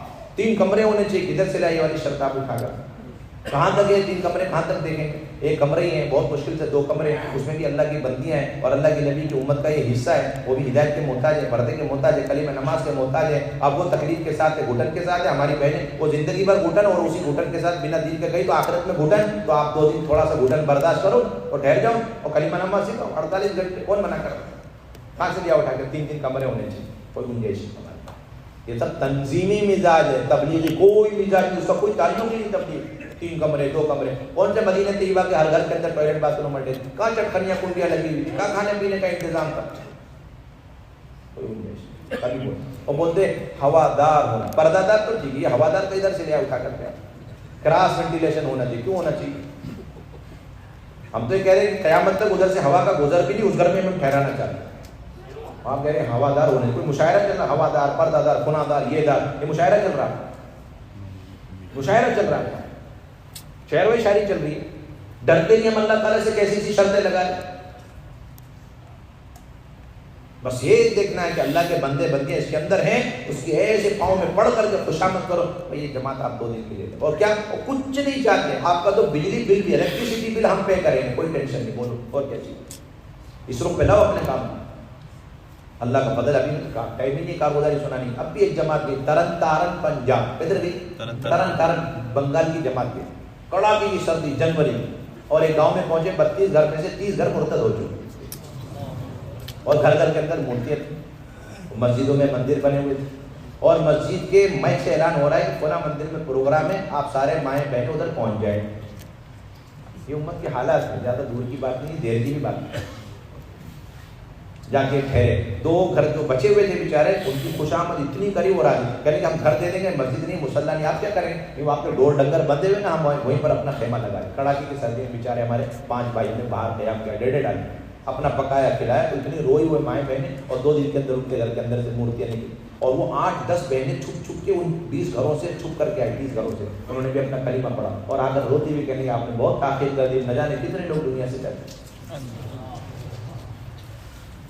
اللہ کا فضل ہے، ہر جماعت کو ہم ٹارگیٹ دیتے ہیں، 20 نئے مکان کھولے بغیر نہیں آئے، کتنے مکان کھولنے؟ 40 دن، اور بیرون 2 مہینے جا رہے ہیں تو 30 مکان کمپلسری کھول، ایک گھر میں 2 دن کا قیام۔ یہ آپ کی بنیادی گھر کے اندر جماعتیں ٹھہرا، کھانے پینے کی زیادہ ذمہ داری لوڈ نہیں لینا، دائیں بائیں لے لو، نہیں لے سکتے کوئی جماعت تو لو سب سے پہلے۔ وہ فقراء مساکین کی جماعت نہیں ہے، وہ جتنا اپنا ایکسپیرینس لکھوا کر آئیے، خرچہ پانی وہ کرے گی اپنا، لیکن آپ محروم کیوں کرتے ہیں؟ صرف اکرام کی وجہ سے ہم سوچتے ہیں، بالکل نہیں، آج کے بعد اکرام کا مشورہ تک آپ کو کرنے کی ضرورت ہے، کبھی نہیں کرنا مشورہ، ترغیب دے دیں، دیکھو ہم اپنے گھر میں آئے ہوئے مہمان کو کیسا خیال کر دیں کہ اللہ کے بندے بندیاں ہیں، بھائی اپنے بات جتنی وسعت ہے کرو، بس 2 جملے کہہ کے فارغ مشورے سے، یعنی ہم عبدالرحمان صاحب صبح آپ لائیں گے کتنا قسم کا لے کر گئے، دوپہر کو عبداللہ صاحب آپ لائیں گے کتنا، کون کہتا ہے مشورے یہ سب کرنے کو؟ آپ حضرات کو کدھر سے لائے مشورے میں سارے عنوان؟ زبردستی کے کھانے پینے پیکج کھانے چلے، 6 ٹائم کا پیکج، امیر صاحب ہو گیا مشورہ، تھوڑا سائڈ میں آئیے، اور سائڈ میں لے جا کے وہ پرچی نکالے، پہلا دن صبح دوپہر شام، اگلا دن صبح دوپہر شام، اور کوئی پریشانی دقت آپ ہمارا نمبر لیں۔ وہ امیر صاحب بھی بیچارے غریب انسان، وہ کہتے ہیں اگر آپ کا نمبر یہ چالو نہ ہو تو دوسرا نمبر لے لیں، تو ٹیکنالوجی کا زمانہ نا، صلاۃ العصر کی 2 رکعت کی ضرورت نہیں، یہ سہولتیں دی نا، یہ نحوست ہے، اللہ سے سارے کنیکشن ختم، ہر مسجد سے 2-2 4-4 نمبر لیتے ہیں بیچارے امیر صاحب آگے بڑھ گئے، پہلے بھی اللہ سے کنیکشن کٹا ہوا اور دوبارہ اللہ سے کنیکشن کاٹ کے، مخلوق سے پہلے بھی کنیکشن تھا، آج اور بھی زیادہ مخلوق سے کنیکشن بنا کے واپس آئے، کوئی سلسلے نہیں ہمارے یہاں پیکج کھانے کوئی گنجائش نہیں، آپ اس کا مشورہ ہی نہیں کریں، جماعت کو کام دیں گے، دیکھو ہم آپ کو یہ رخ دے رہے ہیں، کیا کرنا ہے؟ ادھر آپ کو 20 مکان کھولنے، اور ادھر آپ سے 3 دن چلے عشری کی جماعت بنانی ہے، وہ کہتے ہیں جماعت کہے گی ہم ادھر ادھر بھیج دو، کیوں بھیجیں؟ آپ کام کرنے آئے، ٹور پہ آئے، صاحب پوچھو آپ جماعتوں سے، اچھے انداز سے محبت سے کام سمجھاؤ، میں اتنی قربانی سے آپ آئے، ہمارے یہ تقاضا وہ تقاضا، کل ہی میں نماز کے بغیر یہاں پر لوگ رہے، یہ ہماری تیسری بنیادی ذمہ داری، اور چوتھی بنیادی ذمہ داری اللہ کے راستے میں نکلنے کے اعتراض، 3 دن لگانا، عشرہ لگانا، چلہ لگانا، اور یہ تو عام ترتیب ہے ہم جیسوں کے لیے، لیکن اصل ترتیب صحابیت والی ترتیب، اس پر ہمیں پوری ماؤں بہنوں کو لانے کی کوشش کرتے ہیں، اور ان کے یہاں خروج کا کیا معیار تھا؟ حضرت مولانا یوسف رحمۃ نے حیات الصحابہ کے ذریعے قیامت تک سب کو پیغام دے دیا ہے کہ وہ 10 سال بھی وقت لگانے والی بہنیں صحابیت ملتی ہے، کتنے سال لگائے؟ 10 سال، کیونکہ جو ہجرت کر کے حبشہ میں سب سے پہلے گئے تھے نا، تو وہ لوگ پلٹ کے خیبر کے موقع پر آئے، تو ہجرت مکے کی ہجرت سے 3-4 سال پہلے وہ لوگ گئے، تو وہ 3-4 سال ملا لو، اور پھر اس کے بعد خیبر ہوا ہے 7-8 کے قریب، تو پھر یہ پورا 10-11، تو احتیاط سے ہم کم کر کے منیمم بتا رہا ہے، میکسیمم نہیں بتائیں۔ اسماء بنت عمیس پورا 7 سال لگا کر کے، کتنے سال لگا کر؟ کیونکہ جیسے انہیں پتا چلا اللہ کے نبی ہجرت کر کے مکے سے پہنچے مدینے، تو وہ کہتے ہیں ہم قبیلہ شریک یمن کے 13 لوگ، 53 لوگ، ایک روایت میں 52 لوگ، ہم لوگ اپنی سواری پہ سوار ہوئے کشتی پہ، وہ مقدر سے ہوا نے لے جا کے ہمیں چھوڑ دیا حبشہ میں، تو وہاں ہمارا استقبال کس نے کیا؟ حضرت جعفر طیار کی جماعت، اور پھر جب ان کی جماعت لوٹی پلٹ کر کے خیبر کے موقع پہ ہم بھی لوٹے، تو کتنے سال ہوئے؟ 7 سال، تو سمجھ میں آ رہی؟ اور اللہ کے راستے میں شہادت کے ارادے سے جا رہی ہیں ورقہ بنت نوفل، اور اسی وجہ سے دیکھیں گے صحابیات کی خبریں دنیا میں ملی، حضرت معاذ رضی اللہ تعالیٰ عنہ رئیس المفتی ہیں، صدر مفتی ہیں، جب گئے تو اپنی دونوں بیویوں کو لے کے جا رہے ہیں، دونوں بیویوں کو ایک ہی دن تعاون کی بیماری لگتی ہے، ایک ہی دن دونوں کا انتقال ہوتا ہے، اور ایک ہی قبر میں دونوں کو دفن کیا جاتا ہے، عام بات ہے۔ اسماء بنت حضرت ام حرام بنت ملحان کی قبر قبرص میں، اللہ کے نبی کی وہ میزبان ہے، جوئیں نکالتی تھی، کھانا کھلاتی تھی، اللہ کے نبی جب چاہتے گھر میں چلے جائیں، اچانک مسکراتے ہوئے، کیا بات ہے اللہ کے نبی آپ مسکرا رہے؟ نہیں، وہ ایک جماعت مجھے خواب میں نظر آئی میری امت کی، اور وہ ایسے بادشاہوں کی طرح شان شوکت کے ساتھ سمندری سفر کر کے جائے. اللہ کے نبی دعا کر دیجیے نا مجھے بھی اللہ تعالیٰ اس جماعت میں شامل. اللہم اجعلھا منہم. پھر اللہ کے نبی سوئے, پھر مسکراتے ہوئے اٹھے, پھر سوال کیا, آپ نے کہا ایک اور جماعت ایسی مجھے نظر آئی, کہنے لگے اللہ کے نبی دعا کر کے اللہ مجھے اس جماعت میں بھی شامل. اتنا جذبہ خواتین میں, اور نو ریٹرن والی جماعت ہے ادھر. اور آج کل تو جب تک ریٹرن ٹکٹ نہیں ملتا تو ادھر کا رخ بھی نہیں کرنے کو تیار ہے. وہ خواتین کا اگر کسی خاتون کا آج پتہ چل رہا ہے میرے شوہر فلاں رخ پہ جا رہے ہیں اور وہاں یہ آخری بالکل فرسٹ اینڈ لاسٹ فلائٹ, اس کے بعد کبھی دوبارہ فلائٹ مڑ کر کے نہیں آنے والی, کون تیار اس رخ پہ جانے کے؟ اور وہاں خاتون کہہ رہی وہاں تیار ہم بالکل. اللہ کے نبی نے صاف فرمایا انت من الاولین ولست من الاخرین, کہ تم پہلی جماعت میں دوسری جماعت میں نہیں. ڈگری صاف فرمایا یعنی پہلی جماعت میں گئی تو تمہارا فائنل ایگزٹ, خروج نہائی ہے بس. اور چلی گئی اپنے شوہر حضرت عبادہ کو لے کے, اور پھر سمندری سفر کر کے واپسی پر وہ اپنی سواری سے نیچے گری, ان کا وہی انتقال ہوا. یہ اصل یہ واقعات کون اس میں حیدر صاحب تقاضوں پہ نکل گئی خواتین میں عطیہ انصاریہ کہتی ہے کہ 7 مرتبہ میں غزوات میں گئی, اور ادھر صحابہ حضرت عبداللہ بن ابی اوفا وہ بھی کہتے میں 7 غزوات میں شریک ہوں, یعنی جتنا مردوں نے اتنا انہوں نے. وہ تقاضے میں تو یہ بھی تقاضے تھے, اور یہاں پر مرد نکل رہے اور نکل رہے اور بار بار نکل رہے, مردوں ہی کے ساتھ نکل رہے. مستورات مسکین آج تک نہیں نکلی بیچارے, ان کا کیا ظلم ہے. آج کے زمانے میں اس امت کے مردوں کی طرف سے اس امت کی خواتین پر مہا ترین ظلم اور اتیاچار یہ کہ ہمیشہ مردوں میں نکلتے رہتے, خواتین کو چھوڑ دیتے. یہ بات اب نہیں ہونی چاہیے. ان کی صلاحیتوں کو دین کے کام میں لگانے, ان کو لے لے کر کے اللہ کے راستے. 2 مہینے لگ گئے مردوں میں, تیسرا مہینہ اب آپ کا کورس پورا ہوگا جب تیسرے مہینے میں آپ اپنی گھر والی کو لے کے 3 دن بڑے سے بڑے تقاضے کی اب کوئی حیثیت. اس سال کا آپ کا ایگزٹ ہوا, خروج سنوی ہو گیا, اس سال کا ایئرلی ہو گیا, چلا 4 مہینہ اندرون کا بیرون کا. اب آپ کو خوشی منانے کی الحمدللہ ماشاءاللہ سبحان اللہ کہنے کی اجازت نہیں. کیوں؟ ابھی تو سلام بھی نہیں پھیرا, اور کب پھیرے گا؟ جب اپنی گھر والی کو لے کے 10 دن پورا کریں گے تب آپ کی نماز مکمل ہوگی. وہ سمجھ رہے ہیں آپ حضرات؟ اللہ کرے سمجھ میں آ جائے. ابھی تک اس درجے میں ضروری نہیں سمجھتے. ہاں اس سال کا چلا نہیں لگا تو سب گور گور کے مشورے میں تو اسے دیں گے, ایسا لگے جیسے گلا دبا دے, اور وہ مستورات میں لگائے بغیر بیٹھے ہوئے اس کو مسکرا کے دے گا, بالکل رائٹ چل رہے ہیں. ہاں اور پلٹ کر کے ایک ساتھ بار بار مستورات میں جائیں گے, اسے تو پوری طاقت صدقہ صلاۃ الحاجت پڑھ کے پورے مشورے والے اس کا بریک اپ کر دیں گے, اس کو روکنے کی کوشش کریں گے. آپ کو معلوم ہے بار بار جانے سے کیا بگاڑ پیدا ہوتا ہے. اور یہ صاحب جو ہمیشہ بار بار مردوں میں جا رہے ہیں اور کبھی مستورات کو لے کر نہیں گئے, اس سے تو بگاڑ کی سدھاری ہو رہا ہے نا پوری دنیا میں. اس سمجھے آپ کیا کہہ رہے ہیں بیٹھے کے مشورے میں, مستورات کے کام کی جڑوں کو اکھاڑ رہے ہیں بالکل. آپ کیا قصور کیا ماؤں بہنوں نے, کیوں نہ آپ نے ان کو چھوڑ رکھا گھروں کے اندر. صاحب کہہ دیتے ہیں تو یہ جب تک عشرہ نہیں لگے ہمارا کام پورا نہیں. 2 سال آپ نے ریگولرلی مردوں میں لگائے, اندرون لگا, بیرون لگا, چلا لگائے 4 میں. اب تیسرا سال اب کہہ رہے سارے مل کر ذمہ دار, بھائی بہت بڑا تقاضا, ملک کا تقاضا ہے, 1 کروڑ کا تقاضا ہے, اور آپ اس کے لیے بہت مناسب ہیں, قربانی والے سب کچھ ہے. ہم نے آپ کے بارے میں سوچا کہ نہیں میں تو جانے سے ہاتھ کھڑے کروں. کیوں کہ میں نے تو میرا تو ابھی کورس باقی ہے, فائنل نہیں ہوا ہے. کیوں؟ یہ میرا تیسرا سال مستورات کا چل رہا ہے, وہ میں پورا کر لوں گا پھر میرے پاس لے کر. اس کے مقابلے میں دنیا بھر کے ہے تقاضوں کی کوئی حیثیت نہیں. تیسرا مہینہ سیروزہ نہیں لگا تو کوئی حیثیت نہیں تقاضا. آپ پہلے اپنا تیسرا مہینہ سیروزہ لگا. اس وقت پہ کام کو لانا ہے, اختیاری سمجھتے ہیں. 2 مہینے مردوں میں لگانا, ایک دوسرے پہ محنت کر کے, دعا کر کے, صدقہ کر کے ایک دوسرے کو نکالیں, اور تیسرا مہینہ آ گیا سر میں بالکل کوئی کام ہی نہیں ہے. جس کو لگانا مستورات میں لگائے, نہیں لگائے مردوں میں چلے گا. اچھا کام کر, کیسا اچھا کام کیا, ہم تو شماری نہیں کریں گے آپ کا تیسرا مہینے کا سیر ہوگا جب تک آپ اپنی گھر والی کو لے کر کے نہیں جائیں. اما عائشہ کہہ رہی ہے اللہ کے نبی جب بھی جاتے سفر میں اپنی بیویوں کے درمیان قرآن ڈالتے, اور پھر باری باری ساری بہنوں, ساری ماؤں, ساری ازواج مطہرات کو لے کر کے جائے. اللہ کے نبی اپنی بیویوں کو لے کے در در کی ٹھوکریں کھا رہے, ہماری کیا ہے, ہم کیسے بیٹھے ہوئے اپنے گھروں کے اندر, اور امت کے حالات آپ دیکھ رہے ہیں. البتہ شرطیں ہیں. 3 دن میں کوئی مرد جانا چاہے تو اس کی موٹی موٹی شرط یہ کہ وہ شرعی محرم اتنا کافی ہے, 3 دن میں جائے. اور وہی صاحب 10 دن میں جانا چاہتے ہیں, اب 3 شرطوں کا اضافہ, جسے آپ نوٹ کر لیں, محفوظ کر لیں, اور اس پر عمل کرنے کی آپ کوشش کریں گے. راستے کھولیں گے, جماعتیں بنیں گی, تقاضے پورے ہوں گے, ارتداد ختم ہوگا, بے حیائی ختم ہوگی ماؤں بہنوں سے. تو 3 شرطیں. اگر 10 دن میں ایک صاحب جانا چاہ رہے ہیں عبدالرحمان صاحب, وہ کیا ہے کہ شادی شدہ ہونا چاہیے. نمبر 2 ان کا ایک چلہ لگا ہونا چاہیے. نمبر 3 باشرہ ہونا چاہیے. وہی عبدالرحمان صاحب چلے میں جانا چاہتے ہیں, اب ایک شرط کا اضافہ ہوگا, ان کے 4 مہینے لگے ہوئے ہونے چاہیے. اب وہی صاحب بیرون جانا چاہتے ہیں 2 مہینے کے لیے, تو ان کے لیے ایک چھوٹا سا شرط ہے, 3 مرتبہ 4 مہینے لگے ہونے چاہیے. بولو آمین انشاءاللہ. آمین آمین. آپ 3 مرتبہ 4 مہینے بولتے آپ سمجھتے ہیں تو ہندوستان والوں کے لیے بول رہے ہیں, آپ لوگ تو کہیں اور کے ہیں, NRI ہیں, آپ بھی اپنا پختہ مذہب بنا کے اور اپنے آپ کو مضبوط لوہا لاٹ بنا کر کے آپ جاؤ ملکوں کے اندر. آپ کیوں اس بات پر راضی ہے بس ایک مرتبہ 4 مہینے؟ کیوں راضی ہے اس پر؟ آپ اتنی چھوٹی سی مقدار پر. ہمارے تو بار بار کہتے ہیں کہ معمول سے اوپر کام کو لانا ہی ہمارا کام، اور معمول کو پورا کر لینا ہی تنزلی. کس کو پورا کر لینا؟ معمول کو پورا کرنا ہی عین تنزلی ہو. مثال کے بھی رمضان میں مثال دی کہ آپ بتاؤ ایک آدمی کو 1 سال نہیں 10 سال تک ایک ہی سیلری ملی، جو شروع ہوئی تھی وہی سیلری چل رہی تھی، آپ اس پہ راضی ہیں؟ تو جب دنیا کی فانی ہونے والی اس دنیا کے معمولی طور پر اس معمول کے پورا ہونے پہ آپ راضی نہیں، تو دعوت کے کام میں آپ معمول کے پورا ہونے پہ راضی کیسے ہیں؟